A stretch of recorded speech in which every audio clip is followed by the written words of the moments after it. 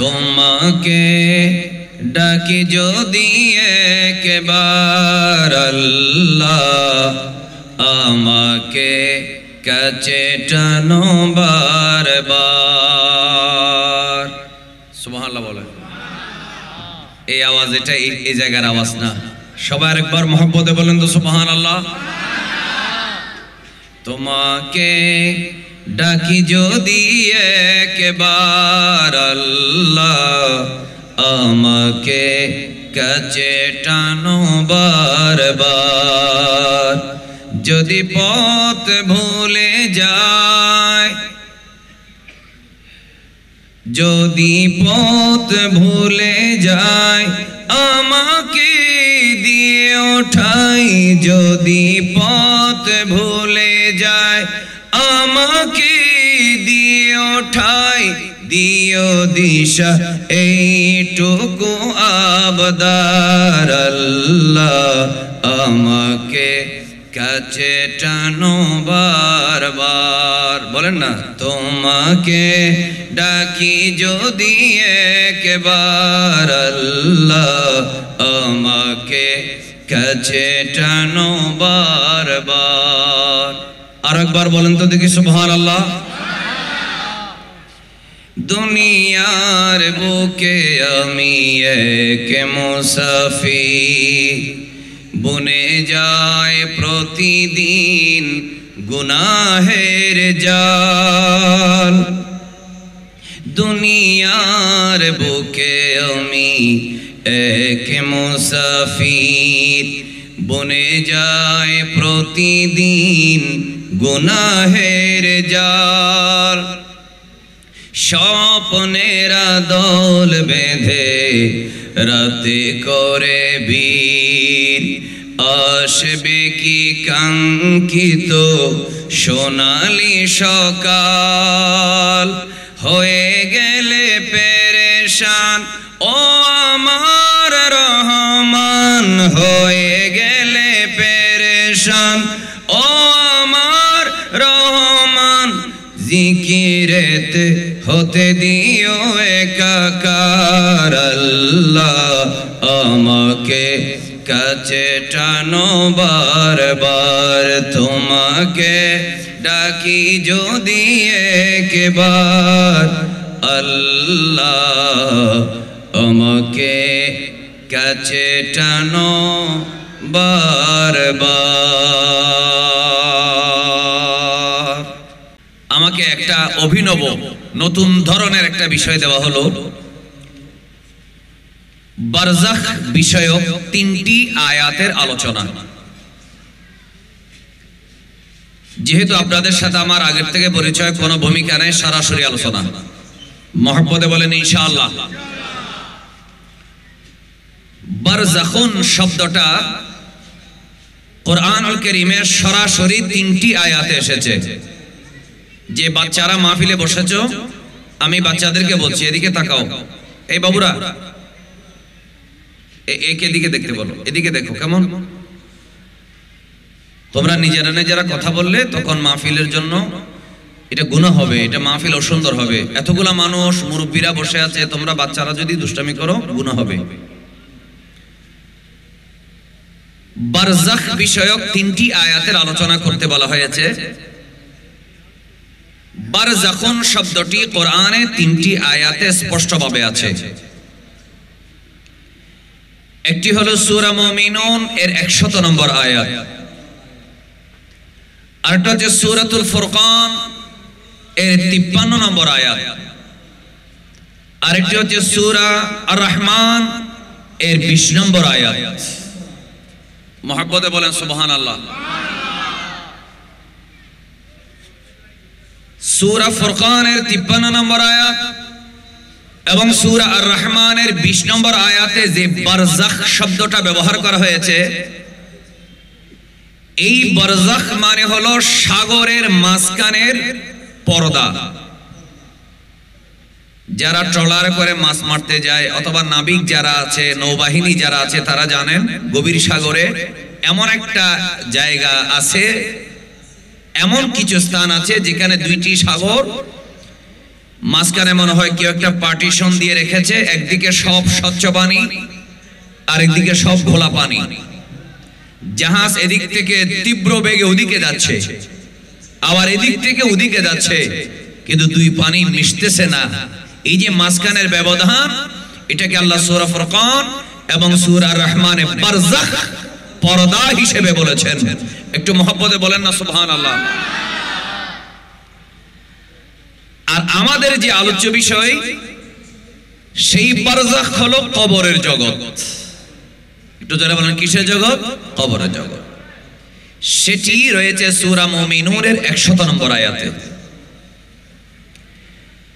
ওই দুটি আয়াতে সাগরের মাঝখানের পর্দা, আর সূরা মুমিনুনের 100 নম্বর আয়াতে আল্লাহ বলছেন এমন একটি পর্দা যেটা দুনিয়াও নয় আখিরাতও নয়, দুনিয়া এবং আখিরাতের মাঝামাঝি কবরের জগৎ। আপনাদের আওয়াজ পায় নাই, একটু মহব্বতে সুবহানাল্লাহ বলেন না।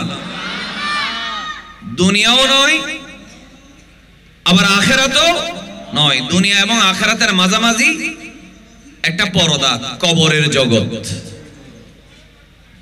সেই কবরের জগৎ সম্পর্কে স্পষ্টভাবে আল্লাহ সূরা মুমিনুনের 100 নম্বর আয়াতে বড় চমৎকার করে বলছেন, মনোযোগ রাখবেন। সবাই একবার বলুন, আমাদের সবার মরণ আছে না নেই? এমন ভাবে বলতেছেন হয়তো আসতেও পারে, নাও আসতে পারে, সন্দেহ আছে এরকম। একটু জোরে বলেন, সবার মরণ আছে না নেই? আপনি ঘরে যাবেন, নিশ্চয়তা নেই। আমার মাওলানা ফরহাদ রেজা বলতেছে মদিনা মুনাওয়ারার উদ্দেশ্যে রওনা দিবে আজকে, সেখানে যাচ্ছে, মদিনা শরীফের থেকে চলে আসবে নাকি আমার নবীর কাছে থেকে যাবে, কোনো নিশ্চয়তা। আমি ওয়াজ করতেছি, আমি আমার বাসায় ফিরে যাব, কোনো নিশ্চয়তা। বিয়ে করেছেন, সন্তানের বাবার ডাক শুনে কবরে যাবেন, তার কোনো নিশ্চয়তা। আপনি বিমানে উঠেছেন, সেই বিমানটা জাস্ট ঠিক জায়গায় পৌঁছে যাবে, কোনো নিশ্চয়তা নাই। কিন্তু একটা নিশ্চয়তা আছে, সেটা হলো কবর। মহব্বতে বলবেন না সুবহানাল্লাহ। এই কবরের ব্যাপারে কোনো সন্দেহ নেই। আল্লাহ তাআলা সে কবরের কথাটা, বারযাখ শব্দটা সূরা মুমিনুনে 100 নম্বর আয়াতে বলেছেন। বলার আগে 99 নম্বর আয়াত যদি জানেন, তাহলে 100 নম্বর আয়াত, এই দুটোটা একটার সাথে আরেকটা সম্পর্ক আপনি বুঝতে পারবেন। একটু মহব্বতে বলেন সুবহানাল্লাহ। আপনাদের সবাইকে নিয়ে একটা দোয়া করে ফেলি।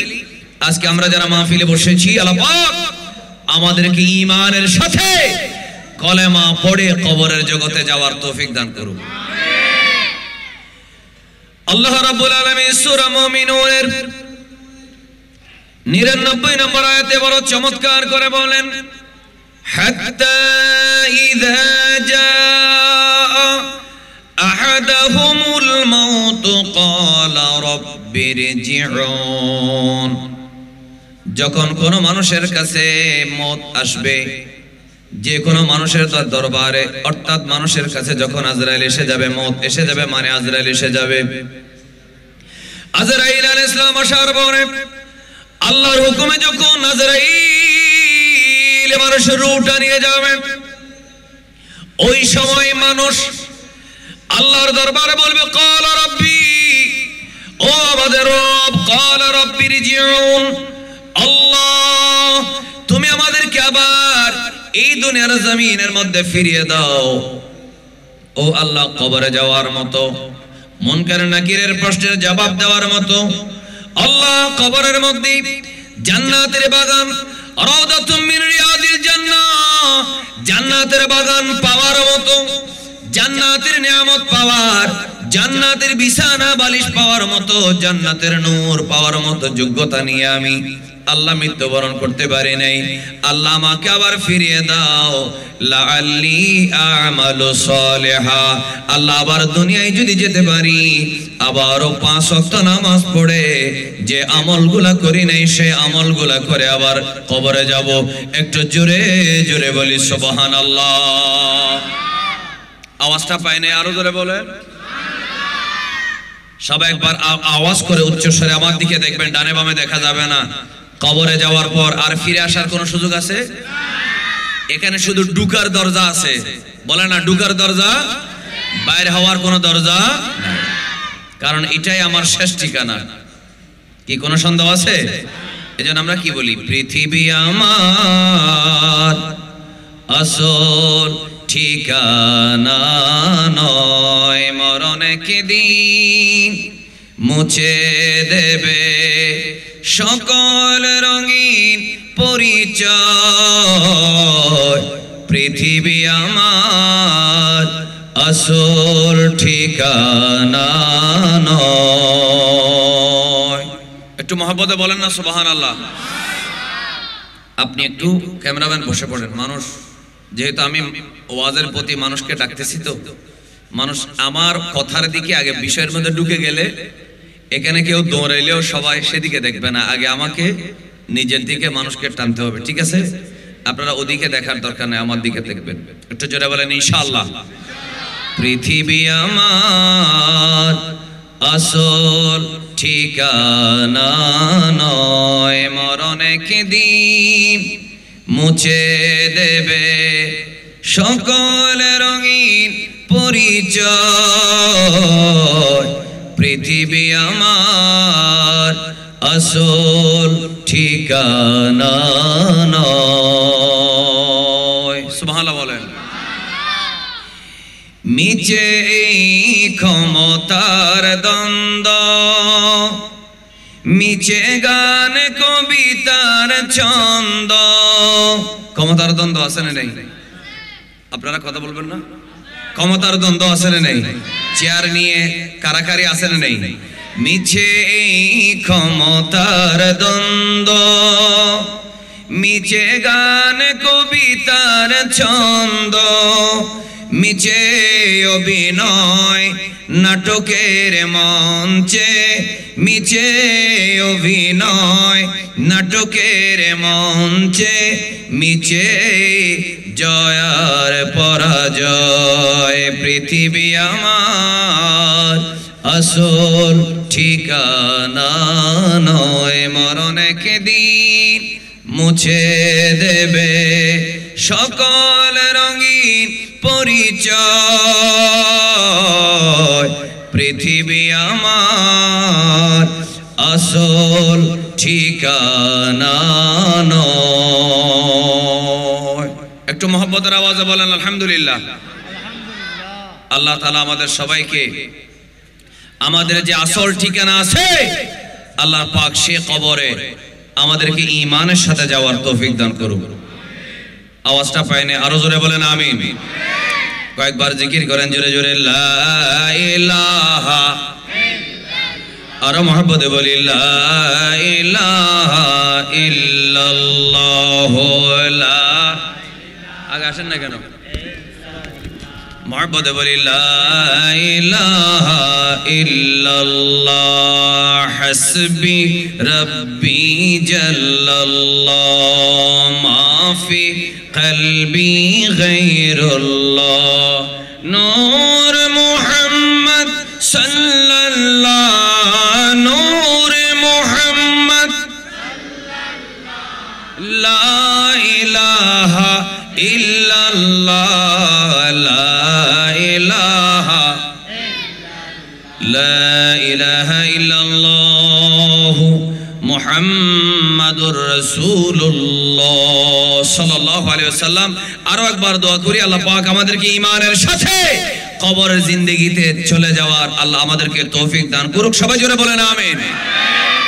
এবার এখান থেকে আর অমনোযোগী হবেন না, খুব খেয়াল করেন। আল্লাহ তাআলা সূরা মুমিনুনে 100 নম্বর আয়াতে বলছেন, মানুষ কবরে যাওয়ার পর, মারা যাওয়ার পরে কি বলবে? রব্বির জিউনি, আল্লাহ আমাকে আরেকটু ফিরিয়ে দাও না, আমি যে নামাজ পড়ি নাই, আমাকে একটু নামাজ পড়ার সুযোগ দাও।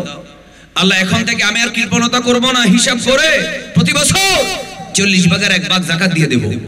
আল্লাহ আরেকবার ফিরিয়ে দাও, আমি সবে বরাতে, আমি সবে কদরে ইবাদত করি নাই, আমি জুমার নামাজ পড়তে যাই নাই, আমি ঈদ মিলাদুন নবী সাল্লাল্লাহু আলাইহি ওয়াসাল্লাম মাহফিল হয়েছিল, ওরস মাহফিলে কোরআন সুন্নাহর বয়ান হচ্ছিল, আমি যাই নাই, বুঝি নাই, সময় নষ্ট করেছি। রব্বির জিউনি, আল্লাহ আমাকে আবার ফিরিয়ে দাও। লাআল্লি আমালু সালিহা, আল্লাহ আমি ভালো ভালো কাজগুলো করব। ফিমা তারাকতু, যেগুলো আমি রেখে এসেছি করি নাই, আল্লাহ সেগুলো আরেকবার করার সুযোগ দাও। আল্লাহ বলে, কাল্লা ইন্নাহা কালিমাতুন হুয়া ইলুহা, এটা এমন একটি কথা, এটা সবাই বলবে, সবাই চাইবে আমাকে আবার ফিরিয়ে দাও। আমি নামাজ পড়বো, আমি রোজা রাখবো, আমি ফজরের নামাজের পরপরই অবশ্যই আমি সূরা ইয়াসিন তেলাওয়াত করব, আমি ঘুমানোর আগে সূরা ওয়াকিয়া তেলাওয়াত করব, আমি গরিব দুঃখীকে সাহায্য করব, ভালোবাসবো। আল্লাহ তোমার তাসবিহ তাহলিলগুলো পড়বো, বেশি বেশি দরুদ শরীফ পড়বো। আল্লাহ তাআলা বলে ওয়া মিন ওয়ারাইহিম বারযাখ, তার জন্য ফিরে যাওয়ার আর কোনো সুযোগ নাই, তার সামনে একটাই, সেটা হলো বারযাখ অর্থাৎ আখিরাত। এবং এই দুনিয়ার মাঝামাঝি যেই বারযাখ, তার জন্য একমাত্র কবরের জিন্দেগি রয়েছে, যেটা আখিরাতের জন্য জান্নাত এবং জাহান্নামে যাওয়ার আগের একমাত্র ঠিকানা কবরের জিন্দেগি। একটু মহব্বতে বলেন না সুবহানাল্লাহ। এরপর আল্লাহ তাআলা বলছেন ইলা ইয়াউমি ইউবআসুন, এই কবরের জিন্দেগি থাকবে কি পর্যন্ত? একেবারে কিয়ামত পর্যন্ত। একটু জোরে বলেন কি পর্যন্ত? কিয়ামত পর্যন্ত। এই কবরের জিন্দেগি আমরা যারা মাদ্রাসায় পড়েছি, আলহামদুলিল্লাহ যারা মাদ্রাসায় পড়েছেন ফাজিল ক্লাসে, ফরহাদ রাজা কি লেখাপড়া শেষ? ফাজিলে ফার্স্ট ইয়ার একটা শরহুল আকায়েদ আন-নাসাফিয়া আছে। শরহে আকায়েদে নাসাফিয়ার মধ্যে আকীদার মধ্যে এই বিষয়টা আছে, আকীদায়। সেটা কি? আযাবুল কবরে লিল কাফিরিনা ওয়া বা'দি উসাতিল মুমিনিন, কাফেরদের জন্য যে কবরের আযাব হবে এবং ঈমানদারের মধ্যে যারা বেনামাজি, পাপী, জিনাখোর, মদখোর, সুদখোর, কবিরা গুনাহকারী, মানুষ হত্যাকারী, গীবতকারী, কিছু মুমিনের মধ্যেও পাপীদের কবরের আযাব হবে। ওয়া তানঈমু আহলি তাআতি ফিল কবর, এবং যারা নামাজি, রোজাদার, দরুদ শরীফ পড়ে, যারা আল্লাহর ওলির পথে চলে, নবীর পথে চলে, তাদের যে কবরের মধ্যে জান্নাতের নিয়ামত দেওয়া হবে। ওয়াসুয়ালু মুনকারিউ ওয়া নাকির, এবং কবরে মুনকার নাকির এসে সওয়াল করবে। সাবিতুন, এগুলা প্রমাণিত বিল দালাইলি সামঈয়া আই আল বিদালাইলিন নাকলিয়া, কোরআন এবং হাদিসের দলিল দ্বারা প্রমাণিত। একটু মহব্বতে বলেন না সুবহানাল্লাহ। আপনাদের আওয়াজ পাই না, আরো জোরে বলেন। আচ্ছা, সাউন্ড যারা পরিচালনা করছেন আমার দিকে দেখো তো কে আছে সাউন্ডে, আমার দিকে দেখতে বলেন। সাউন্ডটা ছেড়ে দেন, ছেড়ে দেন, ছেড়ে দেন, ছেড়ে দেন। এটা সবাই রাখছেন কেন? ছেড়ে দেন, একটু মনোযোগ রাখেন। রাসূল করিম সাল্লাল্লাহু আলাইহি ওয়াসাল্লামের হাদিসে এবং কোরআনের মধ্যে আলামে বরজখ অর্থাৎ কবরের জিন্দেগির কথা আছে না নেই? আওয়াজটা জোরে দিয়ে বলেন। এই যে কিছুক্ষণ আগে সূরা মুমিনুনের 100 নম্বর আয়াত পড়লাম, অর্থ সহ বললাম, সেখানে কোরআনের আয়াত দ্বারা প্রমাণিত কবরের জিন্দেগি আছে। তো আকায়েদে নাসাফিয়ায় ফাজিল ক্লাসে, তাও আবার ডিগ্রি ক্লাসে, মাদ্রাসায় এটা কেন পড়ানো হয়? আকীদার মধ্যে কেন পড়ানো হয়? মুতাজিলা নামক একটা বাতিল ফিরকা আছে মুসলমানদের মধ্যে, এবং আরো কিছু বাতিল ফিরকা আছে। তারা বলে কি জানেন? তারা বলে দুনিয়ার জিন্দেগিও মানি, জান্নাত জাহান্নামও মানি। খেয়াল করেন, দুনিয়ার জিন্দেগিও মানি, বেহেশত আর দোজখও মানি, মাঝখানে কবরের যে জিন্দেগি, কবরে যে আযাব আছে, আবার কবরে যে জান্নাতের নিয়ামত আছে, এটা আমরা মানি না। কারণ একটা মানুষকে কবরে দেওয়া হলো, আমরা 6 মাস পরে ঘুরে দেখলাম তার শরীরগুলা মাটির সাথে মিশে গেছে, হাড্ডিগুলা রয়ে গেছে। তো সে বেহেশত পাচ্ছে কোথায়? দুজখও পাচ্ছে কোথায়? সেখানে তো কোনো আগুনও দেখি নাই, সেখানে কোনো বেহেশতের খাবারের কোনো থালা বাটিও দেখি নাই। সুতরাং যেহেতু এটা দেখা যায় না, কবরের জিন্দেগি বলতে কোনো কিছু নাই। কবরের মধ্যে মানুষ মরে মাটির সাথে মিশে যায়। দুনিয়ার জীবন আছে, জান্নাত আছে, কিয়ামতের পরে জাহান্নাম আছে, মাঝখানের কবরের জিন্দেগি বলতে কিছু নাই। একটু জোরে বলবেন না নাউজুবিল্লাহ। আচ্ছা, এই ধরনের যদি কেউ আকীদা রাখে, আওয়াজ করে বলবেন, এই ধরনের যদি আকীদা রাখে, তার কি ঈমান থাকবে? কারণ আমাদের বিশ্বাস করতে হবে কবরের একটা জীবন আছে। তো আল্লামা সাআদউদ্দিন তাফতাজানি রাহমাতুল্লাহ আলাইহি এই যে দলিল দিয়ে প্রমাণিত বলা হয়েছে, ইমাম নাসাফি রাহমাতুল্লাহ আলাইহি বলেছেন, সেটার সরার মধ্যে তিনি কয়েকটি আয়াত এনেছেন, আরো কয়েকটি আয়াত। এই আমি এখানে যদি এইভাবে কথা বলে জোরে জোরে, আপনারা একজন সবাই উঠবেন না, একজন উঠবেন, বলবেন আপনারা যদি জোরে জোরে কথা বলেন হুজুর ওয়াজ না করে চলে যাবেন। খবরের ওয়াজ করি তো দন্ন আইতে তো বিরেনি বিরেনি করতে। আপনারা কি আমার কথা বুঝতে অসুবিধা হচ্ছে? আপনারা ওয়াজ শুনবেন নাকি শেষ করে দেব? শোনার আগ্রহ আছে? আজ ফলো ডর করি না মাত্র ও বাবু ওয়াজ শুনিবে না? আচ্ছা, ওখানে ওদেরকে বলেন চুপ থাকতে। শারহুল আকায়েদা নাসাফিয়ায় আকীদার কাছে বলা হচ্ছে কবরের আযাব সত্য, আবার কবরের নিয়ামত সত্য, আবার কবরে মুনকার নাকিরের সুয়াল সত্য। একটু মহব্বতে বলেন না সুবহানাল্লাহ। এই বিষয়ে সবার আকীদা আছে তো ইনশাআল্লাহ? আলহামদুলিল্লাহ বলেন আলহামদুলিল্লাহ। আরো কয়েকটি আয়াতে কবর জীবনের দলিল আছে। নাম্বার 1 সূরা গাফির আয়াত নম্বর 46। আল্লাহ তাআলা বড় চমৎকার করে বলছেন, আন-নারু ইউরাদুনা আলাইহা গুদুওয়ান ওয়া আশিয়া ওয়া ইয়াওমা তাকুমুস সাআতু আদখিলু আলা ফিরআউনা আশাদ্দাল আযাব। একটু মহব্বতের আওয়াজে বলেন সুবহানাল্লাহ। সূরা গাফিরের 46 নম্বর আয়াত আল্লাহ বলছেন, আল্লাহ তাআলা বলছেন আন-নারু ইউরাদুনা আলাইহা গুদুওয়া ওয়া আশিয়া। এই ফেরাউনের যারা অনুসারী কবরে যাওয়ার পরে সকাল সন্ধ্যায় তাদের কবরে নিয়মিত, আমাদের কবরে যেমন ঈমানদারের কবরে যেমন জান্নাতের রিজিক সাপ্লাই হয়, জাহান্নামী ফেরাউনের অনুসারীদের কবর নিয়মিত আগুন সাপ্লাই দেওয়া হয়। এখানে আগুন জ্বলে সকালে ও সন্ধ্যায়, নন স্টপ আগুন জ্বলতেই থাকে। ওয়ায়াউমা ইয়াকতাকুমুস সাআ, যখন কিয়ামত কায়েম হবে, আদখিলু আলা ফিরআউনা আশাদ্দাল আযাব, আল্লাহ ফেরেশতাদেরকে ডেকে বলবেন কবরের তো অনেক জাহান্নামের আগুন সহ্য করেছে, খেয়েছে, ভোগ করেছে, শাস্তি ভোগ করেছে, এবার তাদেরকে স্থায়ীভাবে জাহান্নামে দিয়ে দাও। একটু জোরে বলবেন না নাউজুবিল্লাহ। তাহলে এই আয়াত সূরা গাফিরের 46 নম্বর আয়াত থেকেও প্রমাণ হয় কবরের আযাব আছে না নাই? কাদের জন্য? কাফের বলেন না, কাদের জন্য? কাফেরের জন্য। কারণ ফেরাউনের অনুসারী যারা তারা কি ঈমানদার না কাফের? কাফের। আরেকটি আয়াত, সেই আয়াত হচ্ছে সূরা নূহ আয়াত নম্বর 25। আল্লাহ রাব্বুল আলামিন বলেন, মিম্মা খাতিআতিহিম উগরিকু فأدخلوا نارا فلم يجدوا لهم من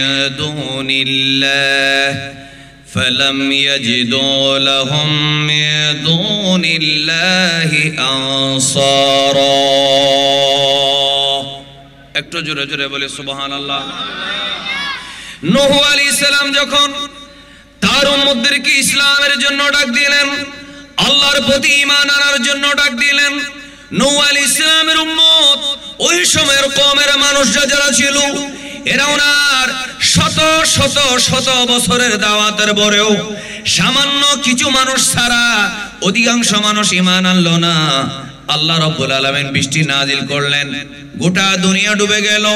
নূহ আলাইহিস সালাম সফিনার মধ্যে যে ঈমানদারদেরকে নিয়ে উঠলেন, এরা সারা সবাই ডুবে গেল।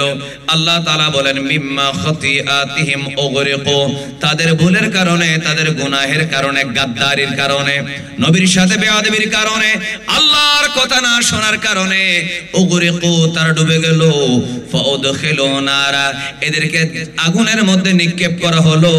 এখানে যদি বলা হয় আল্লাহ কোন আগুন, কোন আগুন? জাহান্নামের আগুন। আল্লাহ বলবে ডাইরেক্ট জাহান্নামে দেওয়া হয় নাই, এদের কবরকে জাহান্নাম বানিয়ে দেওয়া হয়েছে। আরেকবার জোরে জোরে বলি নাউজুবিল্লাহ। আরো জোরে বলো নাউজুবিল্লাহ। আমরা কয়টা পেলাম? দুইটা। এক, মূসা আলাইহিস সালামের কথা যারা মানে নাই, ফেরাউনের কথা যারা মেনেছে, তাদের কবরে সকাল সন্ধ্যায় আগুন জ্বালানো হয়। হয় কি হয় না? কথা বলো না, হয় কি হয় না? এবার আসেন নূহ আলাইহিস সালামের কথা যারা মানে নাই, যারা পানিতে ডুবে মারা গেল, আল্লাহ বলতেছেন ফাউদখিলু নারা, তাদেরকে আগুনে ঢুকানো হলো। এখানে নার মানি যে ফাইনাল 7টা দুজক আছে সেই দুজক ন, তাদের কবরকেই আল্লাহ তাআলা জাহান্নামের আগুন দিয়ে ভর্তি করে দিয়েছেন। আরেকবার জোরে বলেন নাউজুবিল্লাহ। এরপর আল্লাহ বলছেন ফালাম ইয়াজিদু লাহুম মিন দুনিল্লাহি আনসারা। এই কাফেররা নূহ আলাইহিস সালামের সাথে যারা বেয়াদবি করেছে এবং মূসা আলাইহিস সালামের সাথে যারা বেয়াদবি করেছে, এই কাফেররা কবরে কোনো সাহায্যকারী পাবে না। এখন আপনারা ঠান্ডা মাথায় সুন্দর করে বলিষ্ঠ কণ্ঠে বলবেন, যদি কাফেরদের জন্য কবরে সাহায্যকারী না থাকে, নূহ আলাইহিস সালামের উপরে যারা ঈমান আনে নাই, মূসা আলাইহিস সালামের উপরে যারা ঈমান আনে নাই, ফেরাউনের গোষ্ঠী, তাদের জন্য যদি কবরে কোনো সাহায্যকারী না থাকে, এখান থেকে কি প্রমাণ হয় ঈমানদারের জন্য কবরে সাহায্যকারী আছে না নেই? এত আস্তে বললে হবে না, আওয়াজ করে বলেন আছে না নাই? আরে বাবা, আমরা যারা মুসলমান আছি, সুন্নি আছি, আমরা যারা রাসূলকে ইয়া নবী সালাম আলাইকা বলে সালাম দিই, আমাদের বিশ্বাস হলো কবরে আমাদের জন্য সাহায্যকারী ফেরেশতা তো আসবে, রহমতের ফেরেশতা তো আসবে, আয়াত বলবো ইনশাআল্লাহ। শুধু সেটা না, বরং সোনার মদিনা থেকে আমাদের পাগলাদেরকে দেখার জন্য আমার নবী চলে আসবে। এই বিশ্বাস সবার আছে তো? সে পড়েন গোসল করাইয়া কাফন পরায়া রাখিবে যখন কবরে শোয়ায়া, লয়েনে গোকুলে গোলাম বলিয়া ইয়া রাসূলুল্লাহ। সুন্নিদের আওয়াজ ইয়া রাসূলুল্লাহ, আরে জোরে ইয়া রাসূলুল্লাহ। আপনারই নূরের ঝলক লাগিয়া কবরের আঁধার যাবে চলিয়া, ওগো দিয়েন গো দেখা কবরে আসিয়া ইয়া রাসূলুল্লাহ, জোরে ইয়া রাসূলুল্লাহ। আল্লাহুম্মা সাল্লি মাওলানা মুহাম্মদ ওয়া আলা আলি সাইয়্যিদিনা। আচ্ছা, তাহলে সূরা নূহ এর 25 নম্বর আয়াতে স্পষ্ট প্রমাণ পেলাম, দলিল সহ পেলাম, নূহ আলাইহিস সালামের সাথে যারা বেয়াদবি করেছে প্রথমে পানিতে ডুবে মরেছে, এরপরে তাদের কবরের মধ্যে জাহান্নামের আগুন জ্বালানো হয়েছে। ঠিক কি না বলেন? এরপরে আসেন আরেকটা কবরের জিন্দেগির আরেকটা আয়াত, সূরা ইব্রাহিম আয়াত নম্বর 27। আল্লাহ তাআলা কি বলছেন? আমরা যারা আছি মুসলমান, আমরা যারা দরুদ শরীফ পড়তেছি, রাতের বেলা মোবাইল না টিপে ফেসবুকে না ঢুকে দরুদ শরীফ পড়তেছি, কোরআন হাদিসের ওয়াজ শুনতেছি, আমাদের জন্য কিছু নিয়ামত আছে না নেই? সবাই ইনশাআল্লাহ বলেন। আমাদেরটা বলি এবার, নমরুদের গোষ্ঠী শেষ, ফেরাউনের গোষ্ঠী শেষ, নূহ আলাইহিস সালামের সাথে যারা বেয়াদবি করছে তারাও কি শেষ, কিন্তু আমার নবীর উম্মত এখনো আছে না নেই? তাদের জন্য আল্লাহ তাআলা সূরা ইব্রাহিমের 27 নম্বর আয়াতে বড় চমৎকার করে বলছেন। আল্লাহ রাব্বুল আলামিন বলেন, ইউসাব্বিতুল্লাহুল্লাযীনা আমানু বিল কওলিস সাবিতি ফিল হায়াতিদ দুনিয়া ওয়া ফিল আখিরাহ ওয়া ইউদিল্লুল্লাহুয যালিমিন ওয়া ইয়াফআলুল্লাহু মা ইয়াশা।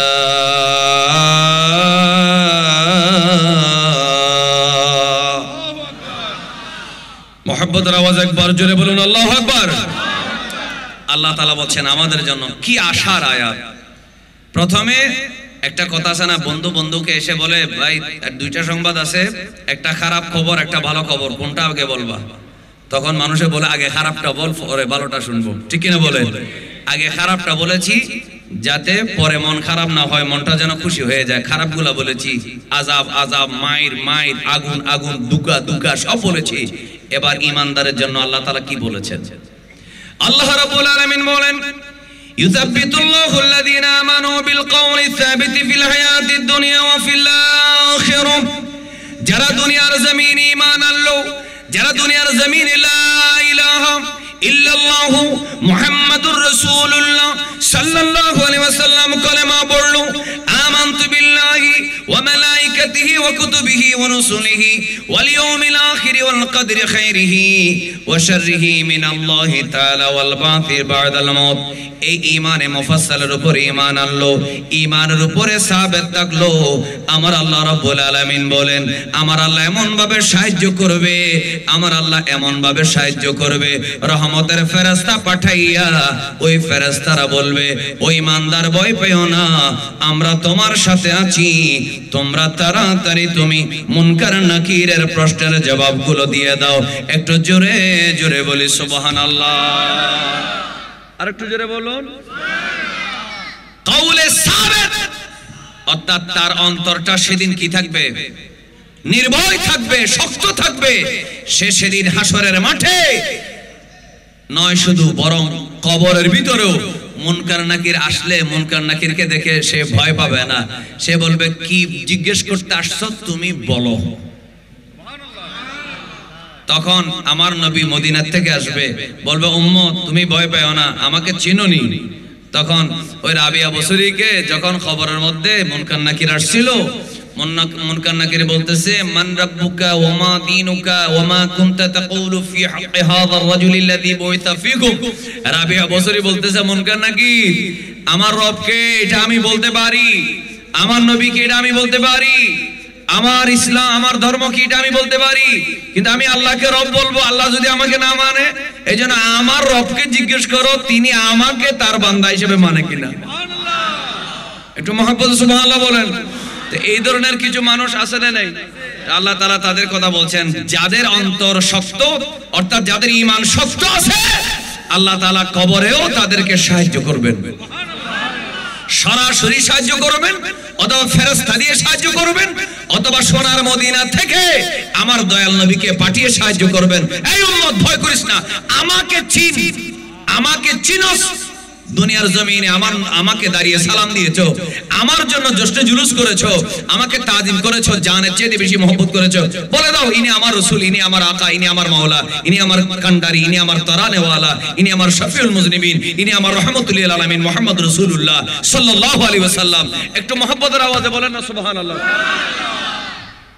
এজন্য আল্লাহ তাআলা এই আয়াতে আমাদেরকে বড় চমৎকার করে বলতেছেন, তোমার ভয় পাওয়ার কোনো দরকার, আমি আল্লাহ তাআলা ঈমানদারদেরকে কবরে সাহায্য করব। আচ্ছা, আল্লাহ যদি সাহায্য না করে ফেরেশতাগুলোকে দেখে হুঁশ থাকবে? সবাই ভয় পেয়ে যাবে, কিন্তু ঈমানদারদেরকে আল্লাহ সাহায্য করবে, এই আশা আমাদের আছে না নেই? এবার আমরা দুইটা হাদিস শরীফ দেখি। এই দুটোটা হাদিস, একটা বুখারী শরীফের মধ্যে আছে। বুখারী শরীফের হাদিসটা আগে বলি। রাসূল করিম সাল্লাল্লাহু আলাইহি ওয়াসাল্লাম একদিন রাস্তা দিয়ে হেঁটে যাচ্ছেন। আপনারা কি আমার কথার দিকে মনোযোগ আছে? যাচ্ছেন, যাওয়ার সময় আল্লাহ রাসূল সাল্লাল্লাহু আলাইহি ওয়াসাল্লাম দেখলেন দুইটা কবরের মধ্যে আযাব হচ্ছে। বলুন, আমার নবী মাটির উপরের থেকে ভিতরে দেখার ক্ষমতা আছে? আমি আপনাদেরকে একটু হাদিস নম্বর বলে দিই। হাদিস নাম্বার বললে আপনাদের একটু ভালো লাগবে, মিডিয়াতে যারা আছে তাদের জন্য ভালো লাগবে। সহিহ বুখারী 216 নম্বর হাদিস। কত নম্বর? 216 নম্বর হাদিস। যাতে যারা ওয়াহাবির বাচ্চা আছে, আমি কিন্তু গালি দিই না, ওয়াহাবি মানে ওয়াহাবি, কারণ ওয়াহাবিরা নিজেদেরকে ওয়াহাবি বলে কিনা। যেমন আমি ওই দিন দেখলাম, কিছুদিন আগে দেখেছি একজন কওমিদের একজন বয়স্ক মানুষ যিনি মারা গেছেন, তার সম্পর্কে আমি বাজে মন্তব্য করব না, ভালোটা বলি। কওমিদের একজন বয়স্ক মানুষ, নাম হচ্ছে আহমদ শফি। নাম কি? ইনি মারা যাওয়ার আগে চট্টগ্রামের বাইরে একটা মাহফিলে বলেছিলেন, আমাদের এখানে কোনো ওয়াহাবি নাই, আমরা সবাই আহলে সুন্নাত ওয়াল জামাত। আপনারা কি কথাটা শুনেন নাই? মারা যাওয়ার আগে কওমিদের শীর্ষ আলেম বলতেছেন, আমাদের মধ্যে কোনো ওয়াহাবি নাই, আমরা সবাই কি আহলে সুন্নাত ওয়াল জামাত। কিন্তু আশ্চর্যের ব্যাপার হলো, সুন্নি বেশে লুকিয়েছিল এরকম একটা লোক, নাম হচ্ছে মোতালেব হোসেন। নাম কি? সে সুন্নি বেশে লুকিয়েছিল, সবাই মনে করছিল সুন্নি, আসলে সুন্নি না। সে কওমিতে ভিড়ে ক্ষমতার পরিবর্তনের সাথে সাথে কওমিতে চলে গেছে, গিয়ে বলতেছে, আমি আগেও ওয়াহাবি ছিলাম, আগে ছিলাম হাফ ওয়াহাবি, এখন হয়ে গেছি ফুল ওয়াহাবি। নাউজুবিল্লাহ, জোরে বলে না কেন? কওমীদের সবচেয়ে বড় আলেম বলতেছে আমরা কি ওয়াহাবি না, আমরা আহলে সুন্নাত ওয়াল জামাত। আর সুন্নি নামধারী ছদ্মবেশী মুনাফিক কওমীর ছায়ায় গিয়ে সেখানে গিয়ে বলতেছে আমি আগেও সুন্নি ছিলাম না, এখনো না, আগে ছিলাম হাফ ওয়াহাবি, এখন হয়েছে কি। একবার নাউজুবিল্লাহ জোরে বলেন। তো যে ব্যক্তি নিজেকে নিজে মাইকের সামনে হাজার হাজার মানুষের সামনে মিডিয়ার সামনে আমি ওয়াহাবি নিজেকে বলতে পারে, আমি যদি তাকে ওয়াহাবি বলি সে রাগ করার কোনো ক্ষমতা আছে? আমি তো সে যেহেতু নিজেকে নিজে ওয়াহাবি বলছে আমি ওয়াহাবি বলতেছি আর কি। তো ওয়াহাবিরা বলে আমার নবী দেওয়ালের পিছে দেখে না, বলে কি না? নাউজুবিল্লাহ জোরে বলেন না। বুড়া মানুষ সত্তর করে নাউজুবিল্লাহ হই, ওনারা জোয়ান হলো হলিয়ানের আওয়াজ শুনে যদি বুড়া আনোয়ারা আরেকবার জোরে বলে নাউজুবিল্লাহ। আমার নবী দেওয়ালের পিছনে দেখে, কথা বলে, দূরে কাছে উপরে নিচে সব জায়গায় আমার নবী দেখে, দেখার ক্ষমতা আমার নবীর আছে। আচ্ছা, বুখারী শরীফ 216 নম্বর হাদিস, একটু চিল্লায়ে বলেন মারহাবা।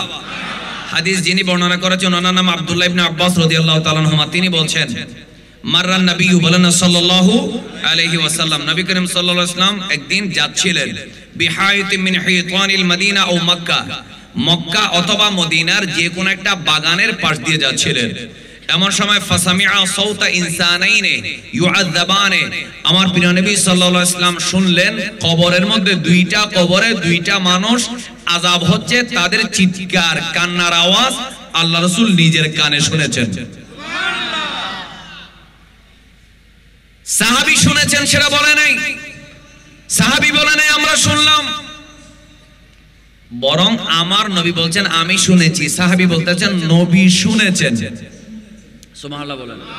তাহলে নবীর কান আর আমাদের কান কি এক?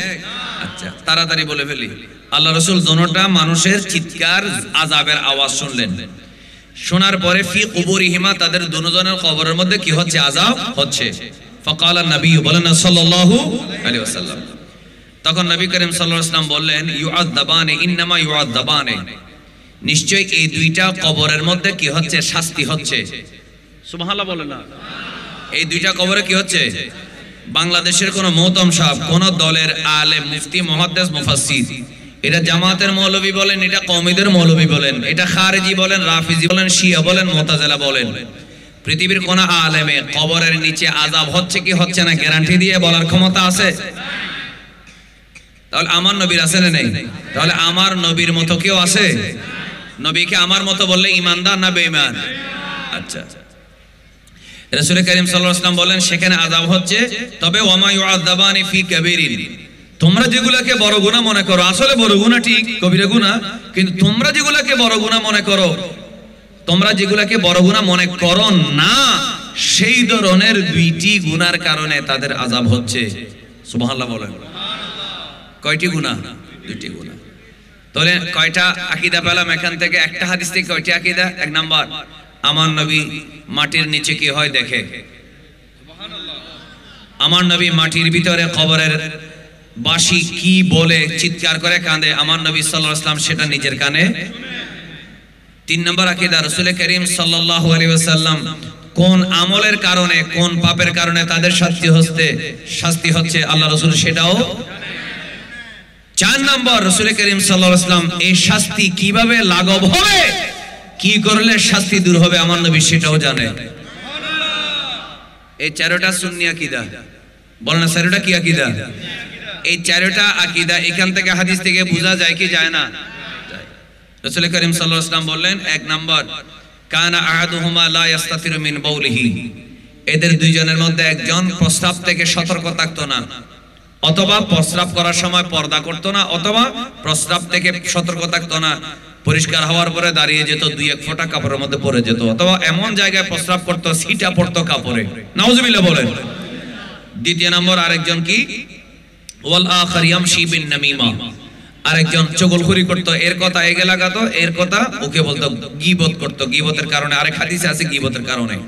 তাহলে নামিমা আর গীবত প্রায় একই, এর আড়ালে ওর কথা বলা, ওর আড়ালে আরেকজনের কাছে তার দোষ বলা, এটাকে বলা হয় গীবত, এটাকে বলা হয় নামিমা, চগলখুরি করা, দুইজন মানুষের মধ্যে লাগিয়ে দেওয়া। একটু জোরে বলুন, এগুলা কি সওয়াব না গুনাহ? কি ছোট গুনাহ না বড় গুনাহ? আল্লাহ রাসূল সাল্লাল্লাহু আলাইহি ওয়াসাল্লাম বলেন এই দুইটি কারণে তাদের কি হচ্ছে? আযাব হচ্ছে। এই কথা বলার পরে রাসূল করিম সাল্লাল্লাহু আলাইহি ওয়াসাল্লাম কি করলেন? তুম্মা দাআ বিজারিদাতিন ফাকাসারাহা কিসরাতাইন। রাসূল করিম সাল্লাল্লাহু আলাইহি ওয়াসাল্লাম বললেন খেজুর গাছের একটা ডাল নাও। আমার প্রিয় নবী খেজুর গাছ থেকে একটা ডাল নিলেন, তারপরে সেটাকে দুই টুকরা করলেন। ফাওয়াদা আলা কুল্লি কবরি মিনহুমা কিসরাতান। রাসূল করিম সাল্লাল্লাহু আলাইহি ওয়াসাল্লাম একটা ডাল দুই টুকরা করে, একটা কবরে এক টুকরা আর একটা কবরে আরেক টুকরা, দুইটা কবরের মধ্যে দুই টুকরা গেড়ে দিলেন, পুঁতে দিলেন। সুবহানাল্লাহ বলেন না? পুঁতে দেওয়ার পরে প্রিয় নবী সাল্লাল্লাহু আলাইহি ওয়াসাল্লাম বলেন ফাকিল লাহু ইয়া রাসূলুল্লাহ ফাআলতা হাযা লিমা ফাআলতা হাযা, এটি কেন করেছেন ইয়া রাসূলুল্লাহ সাল্লাল্লাহু আলাইহি ওয়াসাল্লাম? জানার জন্য প্রশ্ন। তখন আমার নবী সাল্লাল্লাহু আলাইহি ওয়াসাল্লাম বললেন লাআল্লাহু আন ইউখাফফাফা আনহুমা মা লাম তাইবাসা আও ইলা আন ইয়াইবাসা। হে আমার সাহাবীরা শোনো, যতক্ষণ এই খেজুরের ডাল শুকিয়ে যাবে না, ভিজা থাকবে, ততক্ষণ তাসবিহ পড়বে। এই তাসবিহের কারণে আমার উম্মতের কবরের আযাব আল্লাহ maaf করে দিবে। তাহলে আমার নবী সাল্লাল্লাহু আলাইহি ওয়াসাল্লামের কাছে সমাধানও আছে না নাই? এক নম্বরে কবরের ভিতরে দেখে, দুই নম্বরে কবরের আওয়াজ শুনেন, তিন নম্বরে কি কারণে আযাব হয় সেটা জানেন, চার নম্বরে রাসূল করিম সাল্লাল্লাহু আলাইহি ওয়াসাল্লাম কি করলে কবর আযাব থেকে মুক্ত হয় সেটাও জানেন। তাহলে এই জন্যই তো আমরা বলি আমার নবী তরানেওয়ালা, আমার নবী বাঁচানেওয়ালা। আমার নবী সাল্লাল্লাহু আলাইহি ওয়াসাল্লাম চাইলে উম্মতকে আযাব থেকে, জাহান্নাম থেকে বাঁচাইতে পারেন। একবার চিল্লায়ে বলেন মারহাবা। কোনো অসুবিধা আছে? বলেন না, ভালো যদি বাসতে হয় নবীকে বাসন, ভালো যদি বাসতে হয় নবীকে বাসন। নবী তরানেওয়ালা, নবী জোরে, নবী তরানেওয়ালা, নবী। কেন তরানেওয়ালা বাঁচানেওয়ালা মানে? অনেকে মনে করতেছে আমার নবী জান দে মানুষের, আমার নবী মুজিজা হিসেবে মরাকে, ঈসা আলাইহিস সালাম যেভাবে মরাকে জিন্দা করে, মুজিজা হিসেবে মরাকে জিন্দা করা, এটা আমার নবীর মুজিজার মধ্যে আছে। সুবহানাল্লাহ বলেন। কিন্তু এই তরানেওয়ালা বাঁচানেওয়ালা মানে জাহান্নাম থেকে, কুফরি থেকে, শাস্তি থেকে, আযাব থেকে যেই নবী উম্মতকে বাঁচাইতে পারে তিনি হচ্ছেন তরানেওয়ালা, তিনি হচ্ছেন বাঁচানেওয়ালা। আরেকবার জোরে বলেন মারহাবা। বলেন না, নবী তরানেওয়ালা, নবী প্রাণের চেয়ে প্রিয়তায়, প্রাণের চেয়ে প্রিয়তায় নবীকে জানো। ভালো যদি বাসতে হয় নবীকে বাসন। বলেন ভালো যদি বাসতে হয়, সাকারাতের বিছানাতে কি যে যন্ত্রণা, শত সাগরের পানি দিল তৃষ্ণা মিটে না। সুবহানাল্লাহ বলেন না? সাকারাতের বিছানাতে কি যে যন্ত্রণা, শত সাগরের পানি দিল তৃষ্ণা মিটে না। কাউসারের পানি দিবেন শাহে মদিনা, জোরে কাউসারের পানি দিবেন। কাউসারের মালিক যিনি তাহাকে চিনুন। ভালো যদি বাসতে হয় নবীকে বাসন। নবী তরানে, নবী বাঁচানেওয়ালা, প্রাণের চেয়ে প্রিয়তায়, প্রাণের চেয়ে নবীকে জানুন। ভালো যদি বাসতে হয় নবীকে বাসন। একটু মহব্বতে পড়েন না মারহাবা। আচ্ছা, তারপরে আরেকটা হাদিস শরীফ বলি। এই হাদিসটা হচ্ছে সহিহ বুখারী শরীফ 1338। আরেকবার পড়েন তো মারহাবা। 1338 নম্বর হাদিস। রাসূল করিম সাল্লাল্লাহু আলাইহি ওয়াসাল্লাম বলছেন, একটা মানুষকে যখন কবরে রাখা হয়, কোথায় রাখা হয়? কবরে রাখা হয়। কবরে জিন্দেগির প্রমাণ। আপনাদের সিনা বড় হয়ে গেছে, অনেকে অনেকের জায়গা দখল করে আছে না নেই? কথা বলে। অনেকে অনেকের জায়গা কি করে? দখল করে। অনেকে ডাকাতি করে, অনেকে চুরি করে, অনেকে ব্যাংক অ্যাকাউন্ট হ্যাক করে, অনেকে অনেকের স্যান্ডেল পর্যন্ত মসজিদের মধ্যে, আল্লাহর ঘরে চুরি হয় কি হয় না? হয়। মিথ্যা মামলা দেয়, হয়রানি করে, টাকা আত্মসাৎ করে, কর্জ নিয়ে ফেরত দেয় না, এরকম হাজার হাজার মানুষ মারা যায়, আছে না নেই? বউ বাচ্চা নিয়ে বিরিয়ানি খায়, মেজবান দেয়। শুধু তা না, রমজান মাস আসলে 1 লাখ টাকার মার্কেটিং করে, শপিং করে, কিন্তু সেই মানুষ নিজের ভাইয়ের আরেকজন মুসলমানের 10,000 টাকা কর্জ দিচ্ছে না 2-3 বছর, এরকম আছে না নেই? তোমার কি রমজান মাসে ঈদের জন্য শপিং করার কি ফরজ ছিল? কর্জ করে কোরবানি করা কি ফরজ ছিল? ছিল না, কিন্তু সব করতেছে, কর্জ দেয় না, আছে না নেই? এজন্য ভাইরা আমার, কেউ যদি কর্জ না দিয়ে মারা যান, খবরের আযাব আছে না নেই? স্বামীর যারা কি হয়, অবাধ্য হয়, তাদের জন্য কবরের আযাব। যারা প্রস্রাব, আসসালামু আলাইকুম, আমার সাথে সবাই নারা ধরেন, নারে তাকবীর, আওয়াজ করে বলেন নারে তাকবীর, নারে রিসালাত, নারে গাউসিয়া, আহলে সুন্নাত ওয়াল জামাত। আল্লামা প্রিন্সিপাল আমির আহমদ আনোয়ারি সাহেব কাবেলা, আওয়াজটা কি হয়েছে? একটু জোরে বলেন না জিন্দাবাদ। আল্লাহ তাআলা হুজুরের হায়াতে খিদমাতে কোটি কোটি বরকত দান করুক, আমিন বলেন। কারণ হুজুররা থাকলে মাদ্রাসায় পড়াবেন, আলেম ওলামা তৈরি করবেন। এখান থেকে যদি আপনাদের আলেম তৈরি হয়, আমাদের আর কষ্ট করে বাইরে থেকে আসতে হবে না। আর সব সময় এক হুজুরের ওয়াজ শুনতে আপনাদের বিরক্তিও লাগতেছে মনে হয়। ওনার তো কেন গোসা গোসা নলার, ইভেন নতুন নতুন হন গল্প নহর কা কিস্তে কা নহর, কমেডি কা নহর হন, জোকস নগরের নোয়াশার, হ্যাঁ, ওনার তো কেন গোসা গোসা নলার। কোরআন হাদিসের কথার মধ্যে বরকত আছে না নেই? হাসলে মজা লাগে, কিন্তু এখানে তাসির হয় না। কালামুল্লাহর প্রতিটি হরফের একটা তাসির থাকে। রাসূল করিম সাল্লাল্লাহু আলাইহি ওয়াসাল্লামের যেটা ওয়াহিয়ে গায়রে মতলু, আমার নবীর হাদিস, প্রতিটি হাদিসে তাসির আছে।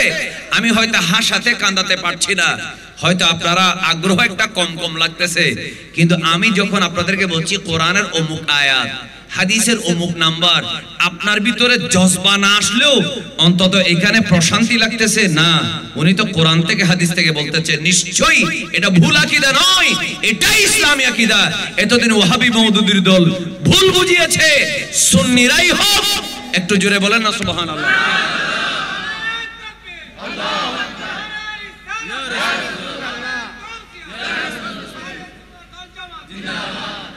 কি অসুবিধা লাগতেছে? আচ্ছা, তো সহিহ বুখারীর যেটা 1338 নম্বর হাদিস, এটা আমি শুধু এখান থেকে পুরা হাদিস শিক্ষা, তারপরও কিছু আকীদা আছে। আল্লাহ রাসূল সাল্লাল্লাহু আলাইহি ওয়াসাল্লাম বললেন, যখন একটা মানুষকে কবরে রাখা হয়, ইদা উদিআ ফি কবরিহি, আল আবদু ইদা উদিআ ফি কবরিহি, একজন বান্দাকে যখন কোথায় রাখা হয়? কবরে রাখা হয়। ওয়া তাওয়াল্লা ওয়া যাহাবা আসহাবুহু, যখন তার সঙ্গী সাথীরা তাকে কবরে রেখে চলে যায়। কবরে রেখে কি কবর পারে বসে থাকে না? চলে যায়। নিজের আত্মীয় স্বজনে নিজের কাপড় খুলে ফেলবে, দামি ঘড়ি রেখে দিবে, স্বর্ণ চাঁদি রেখে দিবে, দামি কাপড় রেখে দিবে, সাদা সুতা সারা সিলাই সারা কাপড় পরিয়ে ঘর থেকে বের করে দিবে, ঠিক কিনা বলেন? 24 ঘন্টা যাওয়ার আগেই আপনি ছিলেন চেয়ারম্যান, মেম্বার, মন্ত্রী, এমপি, এই সেই নেতা কেতা, কিন্তু 24 ঘন্টা যাওয়ার আগে জান বের হওয়ার পর আপনি হয়ে গেলেন মরহুম। হ্যাঁ, সকাল 10টায় জানাজা, জোহরের পরে কবর, অথবা জোহরের পরে জানাজা, আসরের পরে কবর, তারপর 3 দিন পরে 4 দিনের দিন ফাতিহা। আছে না নেই? তাহলে এত অহংকার করার কিছু আছে? এই জন্য পৃথিবীতে কম হাসবেন, পরকালের ভয় বেশি করবেন। আল্লাহ তাআলা আমাদের সবাইকে বুঝার তৌফিক দেন। কবরে রাখার পর বন্ধু বান্ধবরা যখন চলে যাবে, যাওয়ার পরে রাসূল করিম সাল্লাল্লাহু আলাইহি ওয়াসাল্লাম বলছেন, হাত্তা ইন্নাহু লা ইয়াসমাউ ক্বরআ নিআলিহিম, তারা যে চলে যায় কবর। একটা কথা মনে রাখবেন, আল্লাহ, এখানে আমার একজন আলেম আছেন, আল্লাহ রাসূল সাল্লাল্লাহু আলাইহি ওয়াসাল্লাম বলেছেন, এক সাহাবী কবরস্থানে স্যান্ডেল পরে হাঁটতেছেন। মনে রাখবেন, রাসূল করিম সাল্লাল্লাহু আলাইহি ওয়াসাল্লামের পুরো জীবনটাই ছাত্র জীবন। সুবহানাল্লাহ বলেন না? এরা সবাই তো নও মুসলিম, এরা সবাই কি নও মুসলিম। তাদেরকে আল্লাহ রাসূল কি দিয়েছেন? মাসালা শিক্ষা দিয়েছেন, সেই কারণে আমরা পেলাম, ঠিক কিনা বলেন? এই কারণে কোন সাহাবী যদি প্রথমে না জেনে, মাসালা না জেনে কোন একটা কাজ করেন, সেজন্য কোন সাহাবীর সমালোচনা করা যাবে না। এক সাহাবী হেঁটে যাচ্ছেন জান্নাতুল বাকি শরীফে, ওনার পায়ের মধ্যে কি ছিল? স্যান্ডেল ছিল। আল্লাহ রাসূল সাল্লাল্লাহু আলাইহি ওয়াসাল্লাম বললেন, তুমি তোমার স্যান্ডেলগুলা খোলো। সুবহানাল্লাহ বলেন। এই জন্য মনে রাখবেন, কবরস্থানে স্যান্ডেল পরে হাঁটা যাবে বললে গীবত হবে কিনা জানি না, আমি নিজে দেখেছি জান্নাতুল বাকি শরীফে চাইলে রাস্তায় দাঁড়িয়ে থাকতে পারতো, কবরের মাঝখানে রাস্তায় দাঁড়িয়ে থাকতে পারতো। দেখলাম বিভিন্ন মুসলমানদের সাহাবীদের কবর বলে পরিচিত এই ধরনের কিছু দেওয়ালওয়ালা কবর জান্নাতুল বাকিতে, পাথর দিয়ে দেওয়াল দেওয়া হয়েছে, পাথর দিয়ে। সেই কবরের দেওয়ালের উপরে আরবি দাঁড়িয়ে আছে বুট জুতা পরে দেওয়ালের উপরে। আমি চুরি করে ছবিও তুলছিলাম কিছুদিন, ছবিটা ছিল আবার পরে ডিলিট করে দিছি। যতবার দেখতেছি তাদের প্রতি ঘৃণা চলে আসতেছে। যাদের অন্তরে কাবার তাজিম নেই তারা যদি কবর, মুসলমানের কবরের উপরে বুট জুতা দিয়ে দাঁড়ায়, কোন আশ্চর্য হওয়ার কিছু আছে?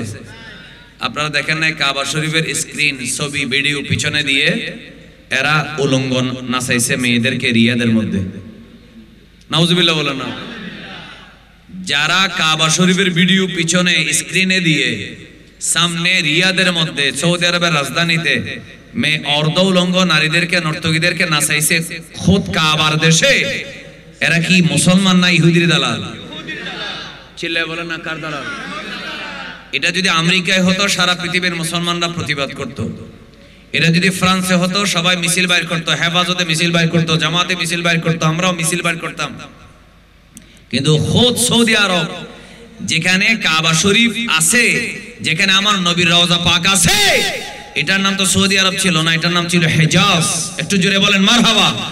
সেই সৌদি আরবে ইহুদিদের দালালরা 120 বছর আগে থেকে ক্ষমতা দখল করার পর থেকে ঈদ মিলাদুন্নবীর জুলুস, ঈদ মিলাদুন্নবীর প্রোগ্রাম বন্ধ করে দিয়েছে, অসংখ্য সাহাবীদের কবর ভেঙে দিয়েছে। শুধু তা না, নিজের চোখে দেখলাম সাহাবীদের কবর বলে পরিচিত এমন দেওয়ালের উপরে বুটজোতা নিয়ে প্রশাসনের আর্মিরা দাঁড়িয়ে আছে। এই 2-3 দিন আগে দেখলাম সৌদি আরবের রিয়াদে রাষ্ট্রীয়ভাবে অনুষ্ঠান করা হয়েছে, সেই অনুষ্ঠানে মেয়েরা নাচ গান করেছে, আর নাচ গানের পিছনে স্ক্রিনের মধ্যে কাবা শরীফকে দেখানো হচ্ছে। একটু চিল্লায় বলেন, এরা কি ইমানদার না বেঈমান?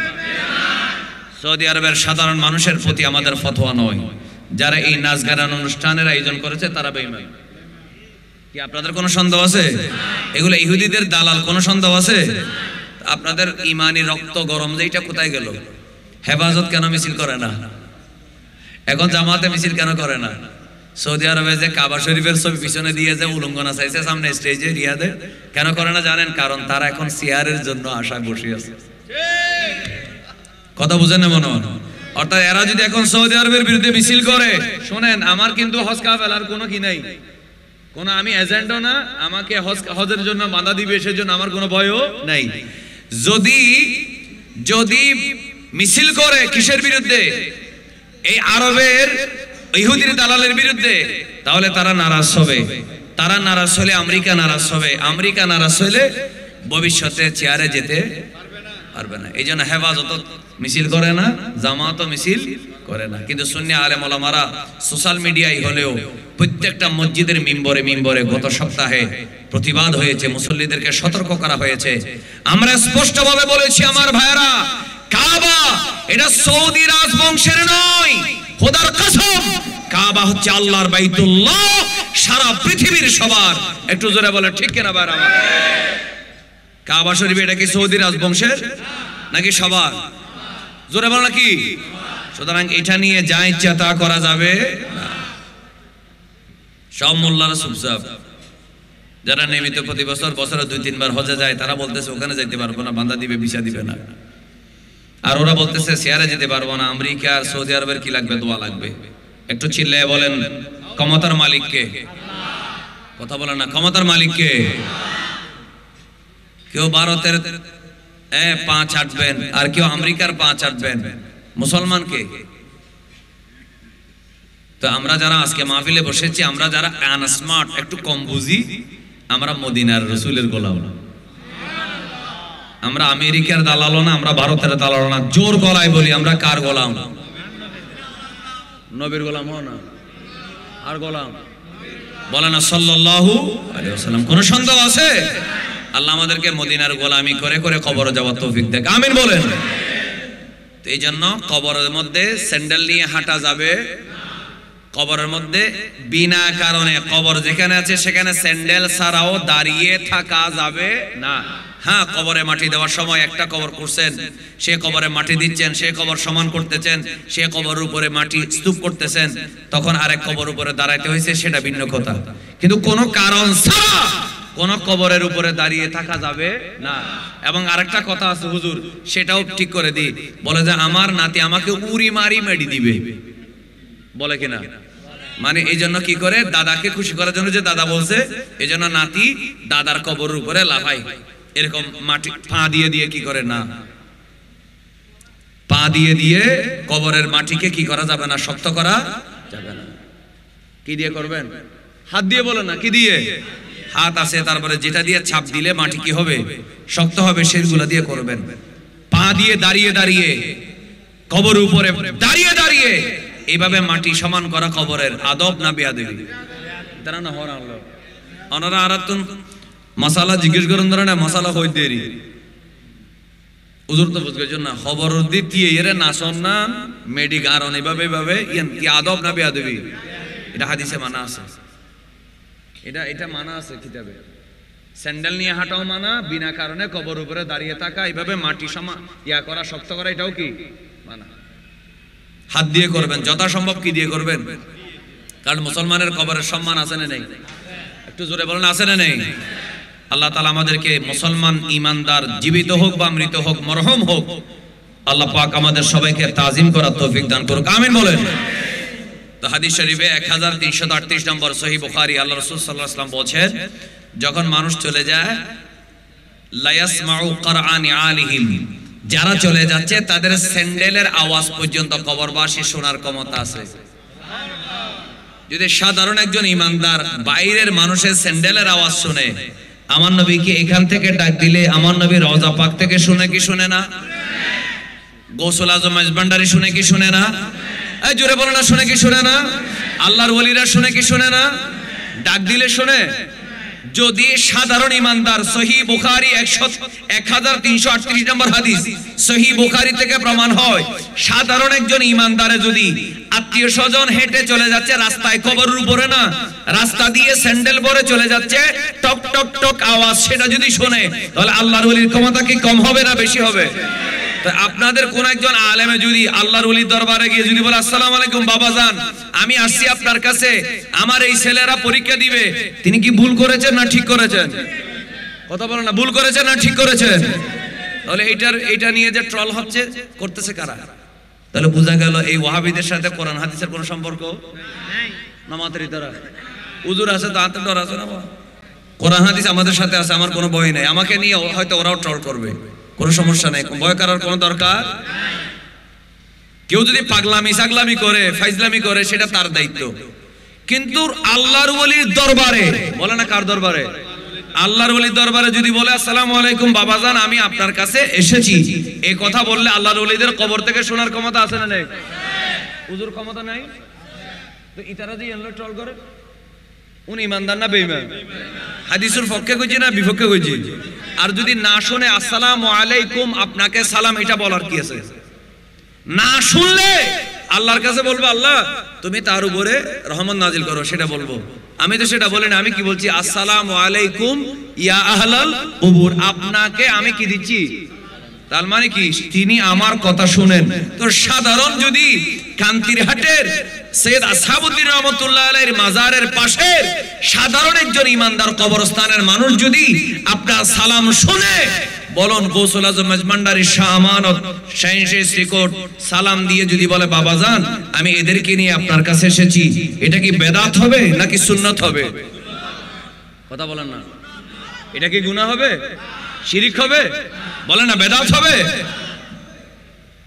কেউ যদি ব্যক্তিগতভাবে যদি তার যদি কোনো দোষ থাকে, এটা তার দোষ, কিন্তু যেটা আকীদা সেটার পক্ষে আমাকে বলতে হবে, ঠিক কিনা বলেন? আপনারা আমার কথা রাগ করতেছেন মনে হয় তো? ঠিকই না, কারণ ডর করে হয় না, একটু জোরে বলেন ঠিক কিনা? আমরা আল্লাহর ওলি দরবারে গিয়ে সালাম দিতে চাই কি চাই না? আল্লাহ আমাদের সবাইকে তবে নিয়ম মেনে সুন্দর করে আদবের সাথে, পাগলামি সাগলামি না করে সুন্দরভাবে আল্লাহর ওলি দরবারে গিয়ে সালাম দেওয়ার এবং নিজের আরজিটুকু বলার এবং আল্লাহর কাছে দোয়া করার ওলির উসিলা ধরে আল্লাহ তৌফিক দান করুক। দেওয়ার মালিক আল্লাহ, বলেন জোরে বলেন, দেওয়ার মালিক কে? আল্লাহর ওলি উসিলা, বলেন আল্লাহর ওলি কি? উসিলা, কোনো সন্দেহ নাই। এবার আসে, তখন কি করে? আতাহু মালাকানে, দুইজন ফেরেশতা আসে। ফেরেশতা এসে ফাআকাদাহু, তাকে শোয়া থেকে বসায়। সুবহানাল্লাহ। বসানোর পরে ফায়াকুলানে, তারা দুজন বলে লাহু মা কুনতা তাকুলু ফি হাযার রাজুল মুহাম্মাদিন, বলেন সাল্লাল্লাহু আলাইহি ওয়াসাল্লাম। মান রাব্বুকার কথা সব হাদিসে নাই, মা দিনুকার কথা সব হাদিসে নাই। এই বুখারীর 1338 নম্বর হাদিস, এটাতে আছে শুধু নবীর কথা। এই তোমার কবরে যিনি আছেন ওনাকে চিনো, ওনাকে তুমি দুনিয়ায় থাকতে কি বলতা? তখন যে ইমানদার, যে মুত্তাকি, যে সুন্নি আশিকে রাসূল, সে কি বলবে জানেন? সে বলবে আশহাদু আন্নাহু আব্দুল্লাহি ওয়া রাসূলুহু, আমি সাক্ষ্য দিচ্ছি তিনি আল্লাহর বান্দা এবং রাসূল। একটু চিল্লায়ে বলবেন না সুবহানাল্লাহ? আমরা বলবো তো ইনশাআল্লাহ। আচ্ছা, এটা বলার পরে ফেরেশতা বলবে, এটা অনেক লম্বা কথা, বলবে এই যে দেখো একটা জাহান্নাম, সব দেখবে এই জাহান্নামটা তোমার জন্য ছিল, কিন্তু তুমি নবীকে চিনার কারণে সাল্লাল্লাহু আলাইহি ওয়াসাল্লাম, রাসূলুল্লাহ সাল্লাল্লাহু আলাইহি ওয়াসাল্লামকে চিনার কারণে আল্লাহ ওই জাহান্নাম তোমার জন্য বাদ করে জান্নাতের এই কামরাটা তোমাকে স্থায়ীভাবে বরাদ্দ দিয়ে দিয়েছে। কোথায় পাবে? কবরে। সুবহানাল্লাহ। তো এখন শোনেন, তো কবর যদি মানুষের জন্য জান্নাতের স্থান হয়, আর হাদিসের মধ্যে স্পষ্ট আছে রাউদাতুন মিন রিয়াদিল জান্নাহ, কবর হলো ইমানদারের জন্য রওজা। বলে না ইমানদারের জন্য কি? রওজা মানে জান্নাতের বাগান। এখন সাধারণ ইমানদারের কবর যদি রাউদাতুন মিন রিয়াদিল জান্নাহ হয়, জান্নাতের বাগান হয়, একটু আওয়াজ করে বলুন, আমার নবীর কবরকে রওজা বললে কি শিরিক হবে? আমার নবীর কদম লাগার কারণেই যদি মা বাইনা বাইতি ওয়া মিনবারি রাউদাতুন মিন রিয়াদিল জান্নাহ হয়ে যায়, আমার নবীর জিসিম মোবারক যেখানে কিয়ামত পর্যন্ত আছে, এটা তো আরশ আল্লাহর চাইতেও দামি। একটু মহব্বতে বলেন না মারহাবা। সেই রওজা মোবারকের মাটি যেটা নবী করিম সাল্লাল্লাহু আলাইহি ওয়াসাল্লামের জাসাদ মোবারকের সাথে লেগে আছে, এটা তো আরশের চাইতেও দামি। আর সেটাকে রওজা বললে যাদের চুলকায়, যারা কবর কবর কবর বলতে চায়, আমার নবীর রওজা মোবারককে রওজায়ে আতহার বলতে চায় না, জোরে বলুন তাদের অন্তরে কি নবীর ভালোবাসা আছে? আর যাদের অন্তরে নবীর ভালোবাসা নাই, তাদের অন্তরে তাকওয়া নাই। আর যাদের অন্তরে তাকওয়া নাই, তাদের মধ্যে ঈমান নাই। কারণ আল্লাহ বলেছেন সূরা হজে, যালিকা ওয়া মান ইউযিম শাআইরাল্লাহ ফাইন্নাহা মিন তাকওয়াল কুলুব। একটু চিল্লায়ে বলেন মারহাবা। আল্লাহ আমাদের অন্তরে কয়েকটা কথা বলবো। আল্লাহ আমাদের অন্তরে আল্লাহর তাজিম, আল্লাহ মানে ইলাহ হিসেবে তাজিম, বাইতুল্লাহ তাজিম, ইন্না সাফা ওয়াল মারওয়াতা মিন শাআইরিল্লাহ, সাফা মারওয়ার তাজিম, মিনা মুজদালিফা আরাফাতের তাজিম, ওয়াল বুদনা জাআলনাহা মিন শাআইরিল্লাহি লাকুম, যেই কোরবানির পশু কোরবানি করা হয়, হাজিরা কোরবানি দেয়, সেই শাআইরুল্লাহর তাজিম, বাইতুল্লাহর তাজিম, এবং হাবিবুল্লাহ রাসূলুল্লাহ সাল্লাল্লাহু আলাইহি ওয়াসাল্লামের তাজিম, আউলিয়াউল্লাহ যারা আল্লাহর ওলি আছে, আল্লাহ তাদের প্রতি তাজিম আমরা সুন্নি যারা আছি আমাদের অন্তরে রাখার তৌফিক দান করুক। আরেকবার জোরে বলেন। এখানে হুজুর যদি পারমিশন দেয় আমি কয়েকটা লাইন পড়ব এখান থেকে। এই কিতাবটার নাম হায়াতুল মাওয়াত ফি বায়ানি সিমাইল আমওয়াত। এটার লেখক হচ্ছেন ইমাম শেখুল ইসলাম আল ইমাম আহমদ রেজা খান ফাজিলে বেরলভী রহমাতুল্লাহ আলাইহি। একটু মোহাব্বতের আওয়াজে বলেন মারহাবা। আপনাদের যদি আগ্রহ থাকে, হুজুর যদি পারমিশন থাকে, কয়েকটা শুধু লাইন পড়ব। হুজুর অনুমতি দিয়ে দিয়েছে, শোনাই দেব ইনশাআল্লাহ। আলা হযরতের নাম শুনছেন? সবসে আওলা পড়েন না আপনারা? মুস্তাফা জান রহমত পেলা কু সালাম পড়েন না? এই মুস্তাফা জান রহমত সবসে আওলা ওয়া আলা হামারা নবী, এটা ওয়াহাবিরাও পড়ে এখন। সুবহানাল্লাহ বলেন না কেন?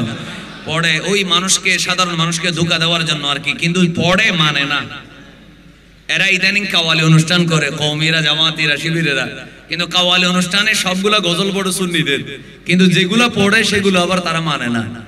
তারা কাওয়ালিতে পড়ে, তাদের বক্তারা সেগুলোকে শিরিক বলে। তাহলে বোঝা গেল তাদের কথা আর কাজের মধ্যে কোনো মিল। দুকাবাজি করে করে তাদের দিন যাচ্ছে। আল্লাহ তাদের দুকার থেকে বাংলাদেশের সাধারণ মানুষদের ঈমান আকীদাকে আল্লাহ হেফাজত করুক, আমিন। আপনারা শুনেন না কিছুদিন আগে তাদের এক বক্তা বলছে ডোনাল্ড ট্রাম্পের কথা নাকি হাদিসে আছে। আরেকবার নাউজুবিল্লাহ জোরে বলেন। সে কি সত্যবাদী না মিথ্যাবাদী? রাসূল করিম সাল্লাল্লাহু আলাইহি ওয়াসাল্লামের ব্যাপারে যে মিথ্যা বলে তাকে শুধু মিথ্যাবাদী বলবেন নাকি কাযযাব বলবেন? কাযযাব, দাজ্জালুনা, কাযযাবুনা, যেই কাযযাব এবং দাজ্জালগুলোর কথা আমার নবী বলেছেন কিয়ামতের আগে আসবে। এর মধ্যে এই বক্তা একজন যে বলেছে ডোনাল্ড ট্রাম্পের কথা নাকি হাদিস শরীফে আছে। আওয়াজ করে বলুন, আমার প্রিয় নবী সাল্লাল্লাহু আলাইহি ওয়াসাল্লাম যদি বলে থাকেন মান কাযাবা আলাইয়া মুতাআম্মিদান ফালিয়াতাবাওয়া মাকআদাহু মিনান নার, যে জেনে শুনে আমি বলি নাই এমন একটা কথা মিথ্যা ভাবে আমি বলেছি বলে আমার উপরে আরোপ করলো, আমার প্রিয় নবী সাল্লাল্লাহু আলাইহি ওয়াসাল্লাম বলেছেন সে যেন নিজের স্থান জাহান্নামের মধ্যে নির্ধারণ করে দিল। এবার বলুন, যে বলল ডোনাল্ড ট্রাম্পের কথা হাদিসে আছে সে কি জান্নাতি না জাহান্নামী? ঈমানদার না বেঈমান? কারণ আমার নবীর হাদিস নিয়ে জোরে বলেন ঠাট্টা করা যাবে না। আপনি এমনি ফাজলামি করতে পারেন, পাগলামি ছাগলামি করতে পারেন, আপনাকে আমি পাগল বলবো। কথা বুঝেন না মনে হয়? আপনাকে আমি কি বলবো? পাগল বলবো পাগলামি করলে। কিন্তু নবী বলে নাই এমন একটা কথাকে যদি আপনি যদি বলেন বলেছে, তাহলে কি ঈমানদার না কাফের? সন্দেহ করলেও কাফের। আমার নবী বলেছেন যে আমার ব্যাপারে মিথ্যা আরোপ করবে তার স্থান কি জান্নাত না জাহান্নাম? আল্লাহ তাআলা আমাদের সবাইকে ঈমান আর কুফরির যেই মানদণ্ডগুলো আছে, কি করলে ঈমানদার থাকে, কি বললে ঈমান চলে যায়, এগুলো জানার আল্লাহ আমাদেরকে তৌফিক দান করুক, আমিন বলেন। এরকম জামাত আর হেফাজতের হাজার হাজার বক্তা আছে, শত শত কুফরি কথা আছে, যারা স্পষ্ট ভাবে যারা আল্লাহর ওলির শানে আঘাত করেছে। একটু জোরে বলেন আছে না নাই? এদের ব্যাপারে আমাদের সতর্ক হওয়ার দরকার আছে না নাই? ও অনানো বসে দিলে গুণ না। একটু আলা হযরতের এই কিতাব থেকে কিছু শোনায় দেব। একটা মানুষ কবরে গেলে কবরের জিন্দেগির কথা, আমি প্রথম থেকে কিন্তু একই সাবজেক্টে আছি। কবরের জিন্দেগি আছে না নাই? আওয়াজ করে বলেন। কবরের নিয়ামত, আবার কবরের মধ্যে কাফেরদের জন্য শাস্তিও আছে। আলা হযরত ইমাম আহমদ রেজা খান ফাজলে বেরলভী তিনি লিখেছেন উর্দুতে, হাদিস আর কোরআনের ফিকহ কিতাবের আকায়েদের কিতাবের রেফারেন্স গুলো দিয়েছেন আরবিতে, কিন্তু টোটাল কিতাবটা উর্দু কিতাবটা রেফারেন্স সহ কোরআন হাদিসের দলিল সহ আলা হযরতের ইবারত সহ আরবিতে যিনি অনুবাদ করেছেন ওনার নাম আদ-দক্তর আনোয়ার আহমদ খান আল বাগদাদি। একটু জোরে বলেন মারহাবা। অর্থাৎ আলা হযরতের ওই কিতাবটাকে উর্দু থেকে আবার সরাসরি আরবিতে কি করা হয়েছে, অনুবাদ করা হয়েছে। সেই আরবি কিতাবের হায়াতুল মাওয়াত ফি বায়ানি সিমাইল আমওয়াত কিতাবের মধ্যে প্রায় 50টার মতো কথা বলা হয়েছে। একটা মানুষ ঈমানদার যদি মারা যায় কবরে যাওয়ার পরে তার কি কি ক্ষমতা থাকে সে ব্যাপারে আলা হযরত একটা লিস্টই দিয়েছেন। আমি শুধু লিস্টটা হুজুর থেকে অনুমতি নিয়ে আপনাদেরকে ইবারত এবং অনুবাদ শুনিয়ে দেব। সবার শোনার কি ইচ্ছা আছে? আমরা যে মারা যায়, হিন্দু মারা যায়, বৌদ্ধও মারা যায় কিনা? খ্রিস্টানও, নাস্তিকও, কিন্তু মত বেশ কম আছে না নেই? ঈমানদার, নাস্তিক, হিন্দু, বৌদ্ধ, মুসলমান, কাফের, মুনাফিক সবার মরণ কি একই? বেশ কম আছে না নেই? এই আলা হযরত ইমাম আহমদ রেজা খান ফাজলে বেরলভী রাহমাতুল্লাহ আলাইহি একটা মানুষ মারা যাওয়ার পরে তার রূহের কি ক্ষমতা, কবরে কি করতে পারে না পারে সেই সম্পর্কে একটা বিশাল লিস্ট দিয়েছেন। আমরা লিস্টটা একটা একটা করে পড়ব, একটু জোরে বলেন ইনশাআল্লাহ। নাম্বার 1, ইদরাকুল আরওয়াহে ইয়াবকা বাদাল মউত কামা কানা। রূহ চলে গেল, শরীরের যেই ফিলিংস ক্ষমতা, নড়াচড়া করার ক্ষমতা কমে গেছে, কিন্তু দুনিয়ায় থাকতে রূহের যেই ধরনের ফিলিংস অনুভূতি ছিল, ইদরাক মানে ইহসাস, রূহের যে ইহসাস জিন্দা অবস্থায় ছিল একই ইহসাস শরীর থেকে বের হওয়ার পরেও থাকে। যদি সুন্নিও প্রত্যেক কানোর পর একবার সুবহানাল্লাহ বলবেন, একবার মহব্বতে বলেন না সুবহানাল্লাহ। 2 নাম্বার, আল আরওয়াহু তাসআদু ইলা সামায়ে বাদাল মউত। মৃত্যুর পরে মানুষের রূহ আসমানের দিকে আরোহণ করে। আরো জোরে, একবার যদি বড় করে হন, 2বার হয়তাম না। 3, ওয়া তাখিরু ফি হযরতি রাব্বিহা সাজিদাতান। শুধু তা না, রূহ এমন কতগুলো রূহ আছে যারা আল্লাহকে দেখার পরে মহান আল্লাহর কুদরতের সামনে সিজদায় নত হয়ে যায়। 4 নাম্বার, ওয়াতাল তাকিবিল মালাইকা। কিছু রূহ এমন আছে যারা ফেরেশতাদের সাথে সাক্ষাৎ করে। 5 নম্বর ওয়াতাসমাউ কালামাহা, ওই রূহগুলো ফেরেশতাদের কথা শুনে। ওয়াতাতাহাদ্দাসু মাহা, তাদের সাথে কথা বলে। আরো জোরে বলেন না। তারপরে ওয়াতুশাহিদু মানাজিলাহা ফিল জান্নাহ, শুধু তারা রূহ বের হওয়ার পরে জান্নাতে সে কোথায় থাকবে সেটা সে নিজে দেখে। আপনারা দেখবেন, আমরা দেখব, সে আশা আমাদের আছে। তো সেই আশায় হলেও সওয়াবের আশায় আরেকবার বলেন তো দেখি সুবহানাল্লাহ।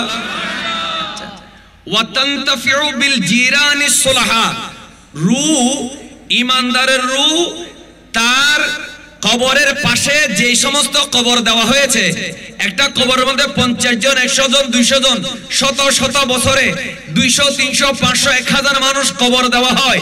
এই কবরের মধ্যে বেনামাজিও থাকে, নামাজিও থাকে, নেককারও থাকে। যে নেককার জিরানে সুলাহা, যারা নেককার মানুষগুলোকে আশেপাশে কবরে আছে, তাদের থেকে ওই রূহ কবরবাসী উপকার পায়। কি পায়? আরেকবার বলেন কি পায়? তো ইতারা তো হদ নবীও কিছু করি না পারে। উনি ইমানদার না কাফের? ডর করে হন। একটা মানুষ কবর দেওয়া হয়েছে, আশেপাশে আরো কবর আছে না নেই? একটু ডর করে হন। আরো কবর নাই? আশেপাশে সালেহীন, নেককার, আলেম, ওলি, গৌস, কুতুব, আবদালের কবর যদি থাকে, সেই নেককার মানুষের কবরের উসিলায় ওই মানুষটাও সেখান থেকে উপকার অর্জন করে। এই বিশ্বাস আপনাদের আছে? আচ্ছা, আলা হযরত আহমদ রাজা খান ফাজলে বেলবি রাহমাতুল্লাহ সুলতানা ওয়া তাতাআযযা বিল জিরানি সাইয়্যিল খুলুক, কোন মদখোর, ইয়াবাখোর, শরাবখোর, বেনামাজি, চরিত্রহীন মানুষ যদি মারা যায়, তার শাস্তির কারণে ওই পাশে কোন নেককার মানুষ থাকলেও তার কষ্ট হয়। বলনা তার কি হয়?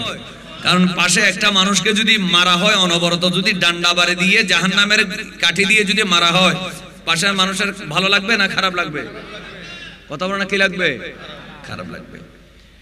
ওয়াতাতিহাল মালাইকাতু লিইস্তিতলাই আখবারিহা, ফেরেশতারা নিয়মিত ঈমানদারের কবরে আসে তোমার খবর কি জানার জন্য। ওয়াল আরওয়াহু তানতাজিরু সাদাকাত, এবং কবরে দেওয়ার পরে রূহগুলা অপেক্ষা করে, আমার ছেলেকে আমি তো অনেক টাকা পয়সা প্রপার্টি দিয়ে এসেছি, আমার ছেলে বাবা রূহের মাগফিরাতের জন্য কি কোনো গরিব দুঃখী মিসকিনকে কিছু দান করতেছে, সেজন্য সাদাকাতের জন্য অপেক্ষা করে, অথবা জীবিত মানুষরা তার জন্য কি পাঠাচ্ছে সেজন্য অপেক্ষা করে। একটু মহব্বতে বলবেন না সুবহানাল্লাহ। এই বিশ্বাস সুন্নিদের আছে না নেই? তারপরে আল কবরু ইয়াতাহাদ্দাসু মাআহা বিলুগাতিন ফাসিহা, আর আশ্চর্যের ব্যাপার কি জানেন? কবর পরিষ্কার আরবি ভাষায় ঈমানদার কবরবাসীর সাথে কথা বলে। মেশকাতে আছে, তো মেশকাতে আছে কবরবাসী আসার পরে ঈমানদার নেককার যখন কবর দেওয়া হয়, সে বলে তুমি ছিলা আমার কাছে আহাব্বু আহলিল আরদি ইলাইয়া, তুমি আমার কাছে জমিনের সবচেয়ে পছন্দনীয় মানুষ ছিলা, আজকে তুমি আমার কাছে এসেছো, তুমি নেককার মানুষ। তখন তার কবরটা তার চোখের মদ্দা বসারিহি, তার কবর, তার চোখের দৃষ্টি যতটুকু যায় ততটুকু তার কবরটা প্রশস্ত হয়ে যায়। আবার যখন বেঈমান, মুনাফিক, কাফের আসে, তখন বলে যে আবাগাদু আহলিল আরদে ইলাইয়া, তুমি জমিনের অধিবাসীদের মধ্যে তুমি সবচেয়ে আমার কাছে অপছন্দনীয় মানুষ, সুতরাং তুমি আমার কাছে আসছো, আজকে তোমার কি নাই, রেহাই নাই। তো আল্লাহ রাসূল এইভাবে দেখাই দিয়েছেন, আমার নবী এইভাবে দেখাই দিয়েছেন, আঙ্গুলের ভিতরে আঙ্গুল ঢুকিয়ে বললেন তার ডান পাশের পাজর বাম পাশে চলে যাবে, কবর সংকুচিত হবে, হতে হতে তার ডানের পাজর বামে চলে যাবে, বামের পাজর ডানে চলে যাবে, এবং তার কবরের মধ্যে জাহান্নামের সাপ নিয়োগ করা হবে। কিয়ামত পর্যন্ত সেই সাপ তার কবরের মধ্যে দংশন করতে থাকবে, চোবল মারতে থাকবে, কামড় মারতে থাকবে। আরো একবার চিৎকার দিয়ে বলেন নাউজুবিল্লাহ।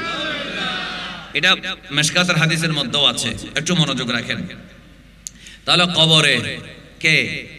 কবরে ঈমানদারের সাথেও কথা বলে, বেঈমানের সাথেও কি বলে? কথা বলে। এই ক্ষমতা কবরকে কে দিয়েছে? আর আপনারা যদি বলেন হুজুর আপনি একটা কোরআন থেকে দলিল দেন, আমি আপনাকে দলিল দিতে পারবো। আল্লাহ কোরআনে বলছেন ইযা জুলজিলাতিল আরদু জিলজালাহা ওয়া আখরাজাতিল আরদু আতকালাহা ওয়া ক্বালাল ইনসানু মা লাহা ইয়াওমা ইযিন তুহাদ্দিসু আখবারাহা।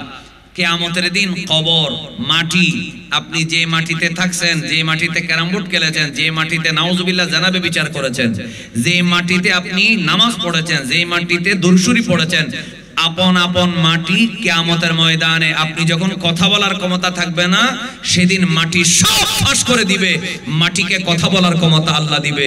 বলুন, হাসরের মাঠে যদি মাটি কথা বলতে পারে, আর আমার নবীর সহিহ হাদিসে আছে আমার নবী যদি কবরবাসীর সাথে কথা বলতে পারে, আমাদের কোনো আপত্তি আছে? বলেন, আমাদের কোনো আপত্তি আছে? আল্লাহ তাআলা কবরে যেন আমাকে চাপ না দেয়, কবর যেন আমার জন্য চোখের দৃষ্টি যতটুকু যায় ততটুকু যেন প্রশস্ত হয়ে যায়। আল্লাহ আমাদেরকে সে আমলগুলো করে কবরে যাওয়ার তৌফিক দেয়। তাহলে নামাজ পড়ি যাবে না না নফরি যাবে ইনশাআল্লাহ? বলেন না। যারা এশার নামাজ ন পড়ে তারা মনে মনে হতো হুজুরে তাড়াতাড়ি শেষ করে দিত, কেন বিরিয়ানি লই ঘরে যেতেন। আর যারা এশার নামাজ পড়ি বসি ইতারা হতে ভালো লাগে, কারণ নামাজে নেক নামাজ যারা পড়াই তারাতে নেক আমল ভালো লাগে। আর বেনামাজ যখন লাস্ট আসছি তারা হতে হুজুরে শেষ করতো ফটলাও লই যেতেন। ঠিক কিনা বলেন? গুনাহ করতে করতে তার কলবটা শক্ত হয়ে গেছে। ঠিক কিনা বলেন না? তার কলব কি হয়ে গেছে? শক্ত হয়ে গেছে। আর যারা ইবাদত করে তার কলবটা নরম হয়ে যায়। আল্লাহর কথা বললে, রাসূলের কথা বললে, কিতাবের কথা বললে তার ভালো লাগে। হুজুর আরেকটু বলেন, আরো ভালো লাগতেছে, আরো ভালো। অনেক দিন হয়েছে এরকম কথা শুনি নেই, হুজুর আরেকটু বলেন। এই ধরনের ইমানদার মানুষ এখানেও আছে না নেই? আওয়াজ করে বলেন, আছে না নেই? আল্লাহ তাআলা আমাদের সবাইকে পাক্কা ঈমান নিয়ে কবরে যাওয়ার তৌফিক দেন, আমিন বলেন। এখানে স্পষ্টভাবে আছে কবর কথা বলে, ওয়ায়াতাওয়াসসাউল কবরু ইলা হাইতু মুনতাহা বসারিহা, দৃষ্টি যতটুকু যায় কবর প্রশস্ত হয়ে যায়। আমালুল আহইয়ায়ে তুরাদু আলাইহা, শুধু তা নয়, জিন্দা মানুষ নামাজ পড়ে যদি বলে আল্লাহ আমার আমলগুলো আমার বাবার কবরে দিয়ে দাও, সাথে সাথে জিন্দা মানুষের আমল আল্লাহ মৃত ব্যক্তির কবরের মধ্যে দিয়ে দেয়। আরো জোরে বলেন, আল আরওয়াহু তাফরাহু বিল হাসানাত, রূহগুলা ভালো কাজ করে খুশি হয়, ওয়া তাহজানু বিসসাইয়্যাত, খারাপ কাজের জন্য পেরেশান হয়। আমি নামাজ পড়েছি, রোজা রেখেছি, দরুদ শরীফ পড়েছি, আসহাবুদ্দি রাহমাতুল্লাহ আলাইহির মাজার ওরসে এখানে নাচ গান মাদকের আড্ডা হয় নাই, এখানে অপসংস্কৃতি হয় নাই, কোরআন হাদিসের বয়ান হয়েছে, আমি সেদিন দরুদ শরীফ পড়েছি। এগুলার কারণে সে কবরে যাওয়ার পরে আনন্দিত হবে, আর জীবনে যত গুনাহ করেছে সেজন্য সে পেরেশান হয়ে যাবে। একটু মহব্বতে বলেন না সুবহানাল্লাহ। আল আরওয়াহু তাদউ লিমান খালাফাতহু মিনাল আহইয়া, শুধু তা না, কবরে যাওয়ার পরে হিন্দু বড়ুয়ার মতো মরা লাশ হবেন না। কবরে যাওয়ার পরে ঈমানদার নেককার জান্নাতি ছেলের জন্য মেয়ের জন্য দোয়া করার ক্ষমতা আছে। আরো জোরে বলেন, ক্ষমতা আছে? তাহলে বুঝা গেল বাবাকে কবরে দিয়ে আসছেন। আপনি যদি মনে করেন বাপ শেষ, এখন বাবার দেওয়া বিল্ডিং এর মধ্যে শুধু সিনেমার নাটক চলবে, সিরিয়াল চলবে, প্যাকেজ অনুষ্ঠান চলবে, নাচ গান চলবে, মদ খাবো, গাঁজা খাবো, কোনো সুযোগ আছে? খোদার কসম করে বলি, বাবা ছেলের জন্য কবর থেকে দোয়া করতে পারে, এটা হাদিসের ফয়সালা। অসংখ্য হাদিস তিনি, এগুলা তো পয়েন্ট বলতেছি, পয়েন্ট বলার পরে আমার আলোচনা শেষ করে দেব, কিন্তু প্রতিটি কথার পিছনে আলা হযরত ইমাম আহমদ রেজা খান ফাজিলে বেরলভী রাহমাতুল্লাহ আলাইহি একটা একটা করে হাদিসের দলিল এনেছেন। একবার চিল্লে বলেন মারহাবা, আরো জোরে বলেন না মারহাবা। শুধু আজকে পয়েন্টগুলো বললাম, যদি আল্লাহ কখনো সুযোগ দেয় তাহলে এই প্রত্যেকটা পয়েন্ট নিয়ে দলিল আছে। কথা বলেন, দলিল আছে না নেই? এখন পয়েন্টগুলো শুনেন আরো কয়েকটা। আল্লাহর ওয়াহু তাদু আল ওয়ারাহু তাশতাকু লিমুলাকাতিল আহইয়া, আর জীবিত মানুষদের সাথে দেখা করার জন্য, মোলাকাত করার জন্য রূহগুলা কি করে? ইচ্ছা করে। রূহগুলা কি করে? ইচ্ছা করে। আমি একটু আমার ছেলের সাথে দেখা করব, আমি একটু আমার আত্মীয় স্বজনের সাথে কি করব? সাক্ষাৎ করব। রূহগুলা কবর থেকে এসে ঘরে আসতে পারে। সুবহানাল্লাহ। ঘরে আসতে পারে, সে বিশ্বাস আছে তো? আচ্ছা, আল আরওয়াহু তালতাকি মা বাদিহা, এক রূহ আরেক রূহের সাথে দেখা করে। ওয়া তুফতাহু এরপরে বলা হচ্ছে আল আরওয়াহু তাযহাবু ইলা মুলাকাতি বাদিহা আলা বাদিল মানাজিল, এবং একটা রূহ বিভিন্ন লোকের সাথে দেখা করার জন্য বিভিন্ন মঞ্জিলে যেতে পারে। আল আরওয়াহুস সাবিকা তাস্তাকবিলুল আরওয়া আল জাদিদা আল লাহিকা, যে নতুন কবরে যে মানুষটাকে দেওয়া হয়েছে পুরান রূহগুলা নতুন রূহটাকে ওয়েলকাম আহলান সাহলান জানিয়ে ইস্তেকবাল জানায়, স্বাগতম জানায়। শুধু তা না, ওয়া তারিফু আকরিবাহা ওয়া তাফরাহু বিলিকাইহা, তার আকরেবা যারা নিকটাত্মীয় তাদেরকে সে চিনে এবং সে খুশি হয় তাদের সাথে দেখা করে। ওয়া তাস্তাতলিউ মিনহা আহওয়ালা বাকিয়াতি মিনাল আইজ্জা ওয়াল আকরিবা, এবং জিজ্ঞেস করে, এই আমার ভাই, ও আমার সন্তান, তুমি তো অনেক দিন পরে আমার পরে মারা গেছো, তুমি আত্মীয়স্বজন বাকিরা কেমন আছে একটু আমাকে বলো তো। যারা জীবিত আছে তাদের কাছ থেকে তাদের সম্পর্কে এই মৃত ব্যক্তির কাছে কি করে জিজ্ঞেস করে, তারা কেমন আছে, আমার নাতি কেমন আছে, তোর ছেলে কয়জন, বলে আমার 2, 3, 4টা ছেলে ছিল, আমার নাতিরা কে কোথায় পড়ে, কি করে, নামাজ কালাম পড়ে কিনা। বাবা তার ছেলেকে কবরের মধ্যে জিজ্ঞেস করার ক্ষমতা আছে। একটু মহব্বতের আওয়াজে বলেন না সুবহানাল্লাহ। আচ্ছা, শুধু তা না, আল আরওয়াহু তাস্তাহিল আরওয়াহু যাতাল আকফানির রাদিয়া ফিমা বাইনাহা, যদি কাফন যদি পুরানো হয়, ফসা হয়, ফাটা হয়, তখন এই রূহগুলা লজ্জিত হয়।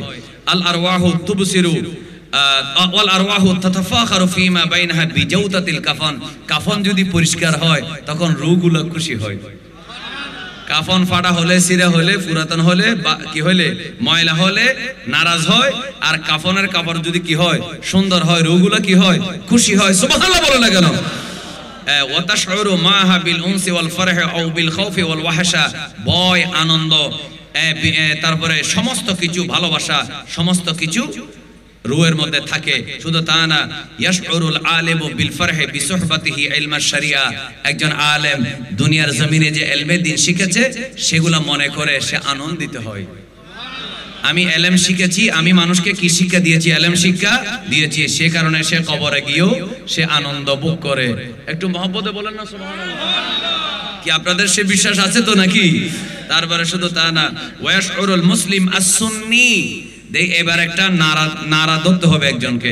ইয়াশউরুল মুসলিমুস সুন্নি বিমাযহাবিহি সুন্নি, এবং যে সুন্নি সে কবরে যাওয়ার পরে আনন্দিত হবে, যাক আমি ওয়াহাবি মওদুদি হারিজি রাফিজি মুতাজালা ছিলাম না, আমি সুন্নি ছিলাম, সে কবরে যাওয়ার পরে আল্লাহ এবং রাসূলের দরবারে শুকরিয়া আদায় করবে।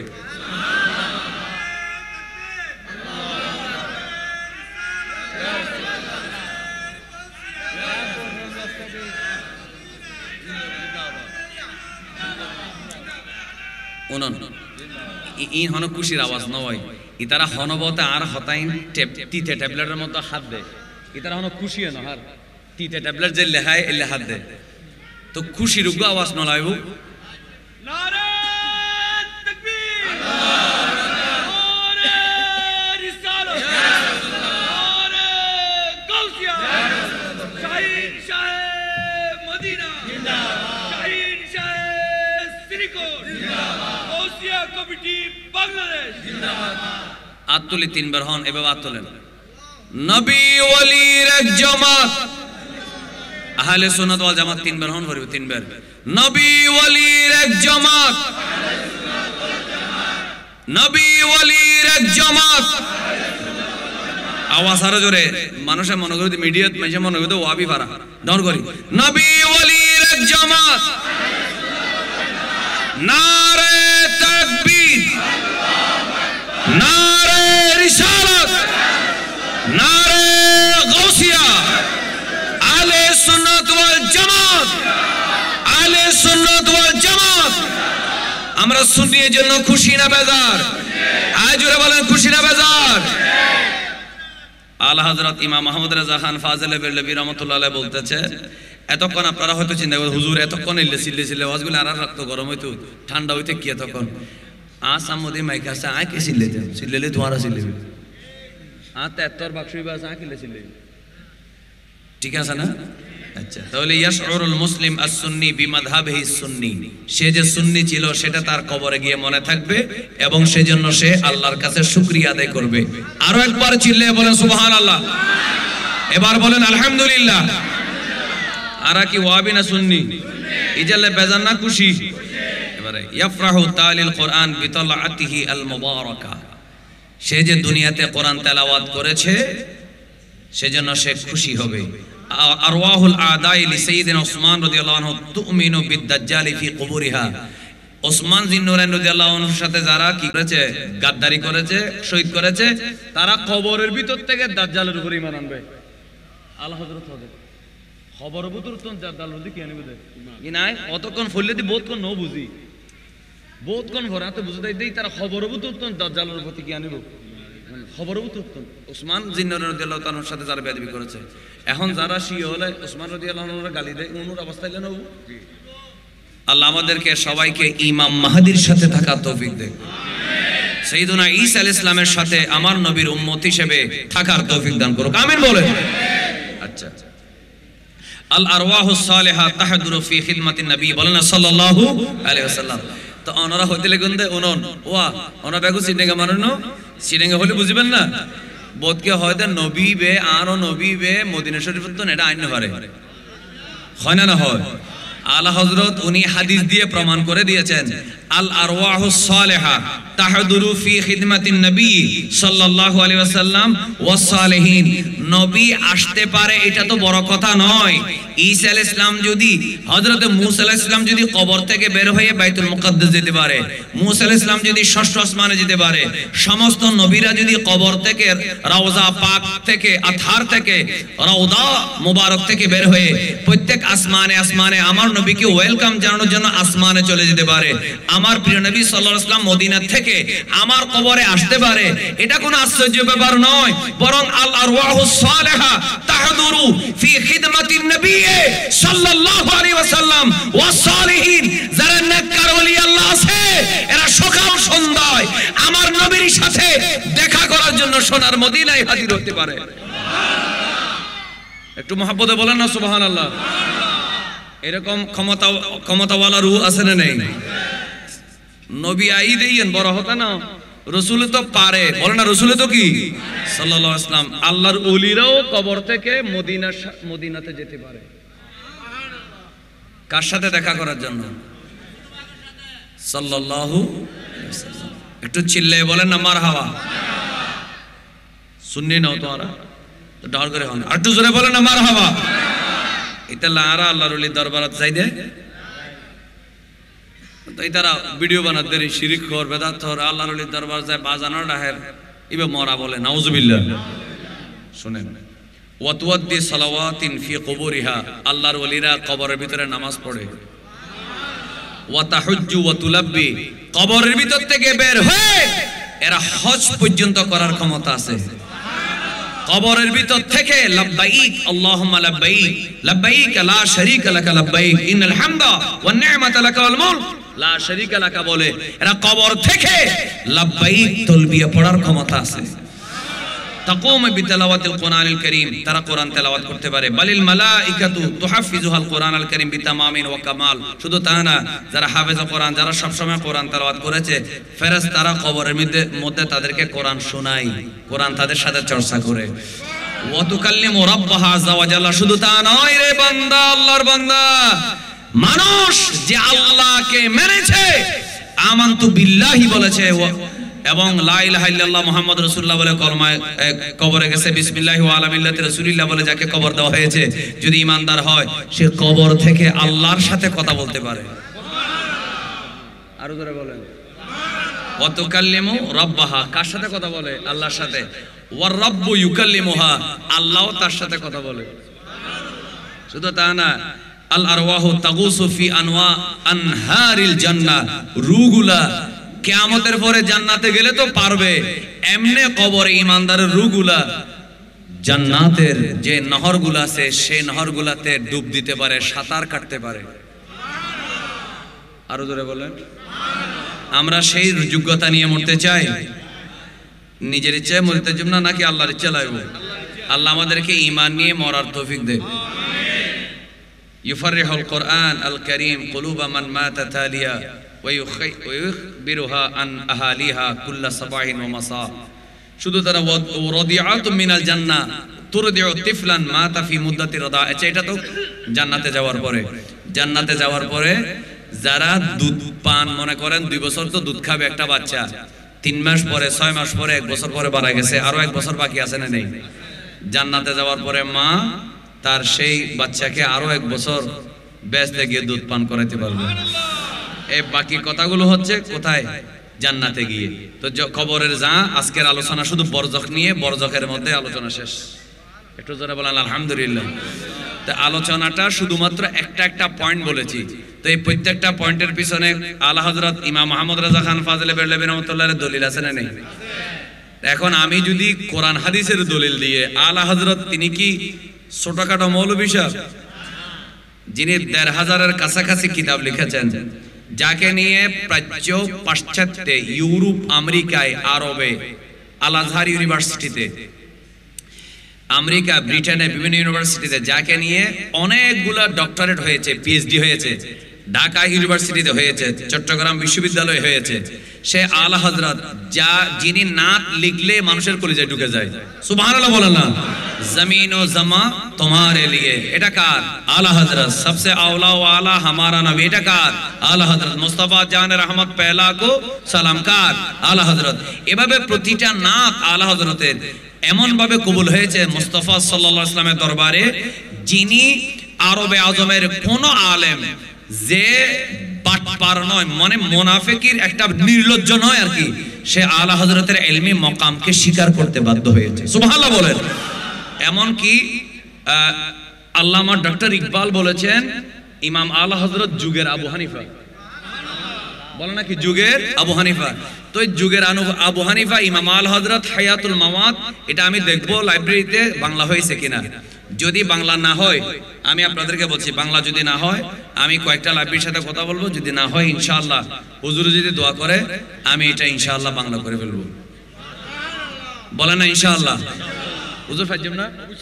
হুজুরে হর পারিব ইনশাআল্লাহ, বলেন ইনশাআল্লাহ। তাহলে দলিল এগুলো থাকার দরকার আছে না নেই? ওয়াজ ডিলিট হয়ে যেতে পারে, এটা চিশতি টিভির পুরা ফেসবুক এটা হ্যাকারে হ্যাক করে ফেলতে পারে। তারপরে আর কি আছে নয়ন নাকি, এটা মিডিয়া পুরাটা হ্যাক হয়ে যেতে পারে, সমস্ত ভিডিওগুলি ডিলিট হয়ে যাবে, কিন্তু কিতাবগুলো থাকবে কিনা? এগুলা দলিল কিনা? দলিল।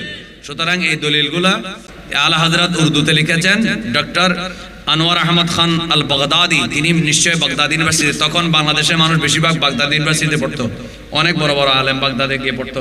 এখন সেই বাগদাদ ইরাককে মোটামুটি আমেরিকা কি করে ফেলেছে। এই জন্য আমেরিকা যার বন্ধু হয় তাকে নিয়ে এত খুশি হওয়ার দরকার নেই। আমেরিকা বন্ধু হয়েছে ওসামা বিন লাদেন, শেষ, ঠিক কিনা বলেন? এই জন্য আমেরিকা কাউকে দোয়া করলে মনে করবেন ইন্না লিল্লাহি ওয়া ইন্না ইলাইহি রাজিউন, এত খুশি হয়ে কোনো লাভ নাই। আমরা আমেরিকার দোয়া লাগবে না, রাশিয়ার দোয়া লাগবে না, ভারতের দোয়া লাগবে না, আমাদের মদিনাওয়ালার নজর থাকলে চলবে। কারণ বাংলাদেশের মানুষের সিনা ভরা কি আছে, নবীর মহব্বত আছে না নেই? সুতরাং একজন নেককার 5 ওয়াক্ত নামাজ পড়ে জুমাটা কোথায় পড়ে এটা জানবো, এরকম একজন প্রেসিডেন্ট প্রধানমন্ত্রী আল্লাহ বাংলাদেশের জন্য দিয়ে দিই। আরো জোর বলেন না? মানে জুমান হড়ে পড়ে গিয়ে দেখু মারা অন্তত এর লোক প্রধানমন্ত্রী বাংলাদেশত কি আছে হন আওয়া মনে হয় দেশের উগ্র প্রধান ইবে হড়ে জমা ভরে কি না দেখে সমস্যা না কিছু তারা না বুঝুন সমস্যা কিনা। তো জুমাটা কোথায় পড়তেছে দেশের প্রধান সেটা আমরা দেখবো জানবো, সেই ধরনের একটা রাষ্ট্রপ্রধান আল্লাহ তাআলা আমাদেরকে দান করুক, আমিন। আল্লাহ তাআলা বাংলাদেশের মুসলমানদের আবেগ অনুভূতিকে যেটা আছে, নবীর প্রতি ইশক জজবা আছে, পৃথিবীর সবচেয়ে বড় জশ্নে জুলুসে ঈদে মিলাদুন নবী বাংলাদেশে হয়। আল্লাহ বাংলাদেশের এই সুন্নিদের জজবাকে আল্লাহ রক্ষা করুন, আল্লাহর ওলিদের উসিলায় এই জমিনের বাংলাদেশের প্রতিটা ইঞ্চি মাটিকে আল্লাহ হেফাজত করুন, আরো জোরে বলেন আল্লাহর ওলি। যেখানে হাজার হাজার ওলি আল্লাহ আছেন নেই, তাদের মাজার আছে। আজকে যারা লাস্ট কথাটা বলে দিই শতাশেষ, আজকে যারা বলতেছে মাজার ভেঙে ফেলো, তারা রাশিয়াতে গিয়ে উজবেকিস্তানে গিয়ে ইমাম বুখারীর মাজার নিয়ে লাইভ করে, ঠিক না বলেন? শুধু তা না, আমি স্পষ্ট ভাষায় বলছি, আমার কাছে ডকুমেন্টস আছে, ভিডিও আছে এখনো সোশ্যাল মিডিয়ায়। এরা বলতেছে কবরের উপরে দেওয়াল করা, গম্বুজ দেওয়া বেদাত, দলিল কি হাদিস? আরে হাদিস কোথার? সিয়াসিত্তার। তো সেই সিয়াসিত্তার মধ্যে আসহুল কুতুব বাদা কিতাবিল্লাহ কোনটা? বুখারী শরীফ। তো ইমাম বুখারী রাহমাতুল্লাহ আলাইহির মাজারে গিয়ে কওমি বক্তা যে তাদের বর্তমানে ছোট হইলো বাইটটা ছোটমিক হইলো এটা একটু কি আছে মোটামুটি তাদের কাছে পপুলার আছে, সেই বক্তা রাশিয়াতে উজবেকিস্তানে গিয়ে ইমাম বুখারীর মাজার পিছনে দিয়ে লাইভে গিয়ে বলতেছে আজকে আমি দুনিয়ার সবচেয়ে বড় মুহাদ্দিস ইমাম বুখারীর মাজার জিয়ারত করতে এসেছি। যদি বাংলাদেশ থেকে রাশিয়া গিয়ে গম্বুজওয়ালা দেওয়ালওয়ালা বিশাল মাজার নিয়ে তুমি লাইভ করো আর বাংলাদেশের মাজারগুলো ভেঙে দিচ্ছে, কোনো প্রতিবাদ করো না, তাহলে এটা কি খেয়ানত ন? এটা বাটফারি ন?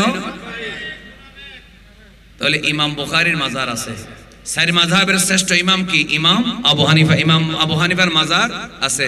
চার তরিকার শ্রেষ্ঠ তরিকা কি? গৌসুল আজম আব্দুল কাদের জিলানী রাদিয়াল্লাহু তাআলা কাদেরিয়া। হযরত গৌসুল আজম দস্তগীর মাজার হন আছে না নাই? শুধু আমেরিকা আর ইসরায়েলের 120 বছর আগে বসায় দেওয়া আলে সৌদের বংশধররাই শুধুমাত্র সৌদি আরবের মাজারগুলা আল্লাহর নবীর সাহাবীদের মাজারগুলা ভেঙে ফেলেছে।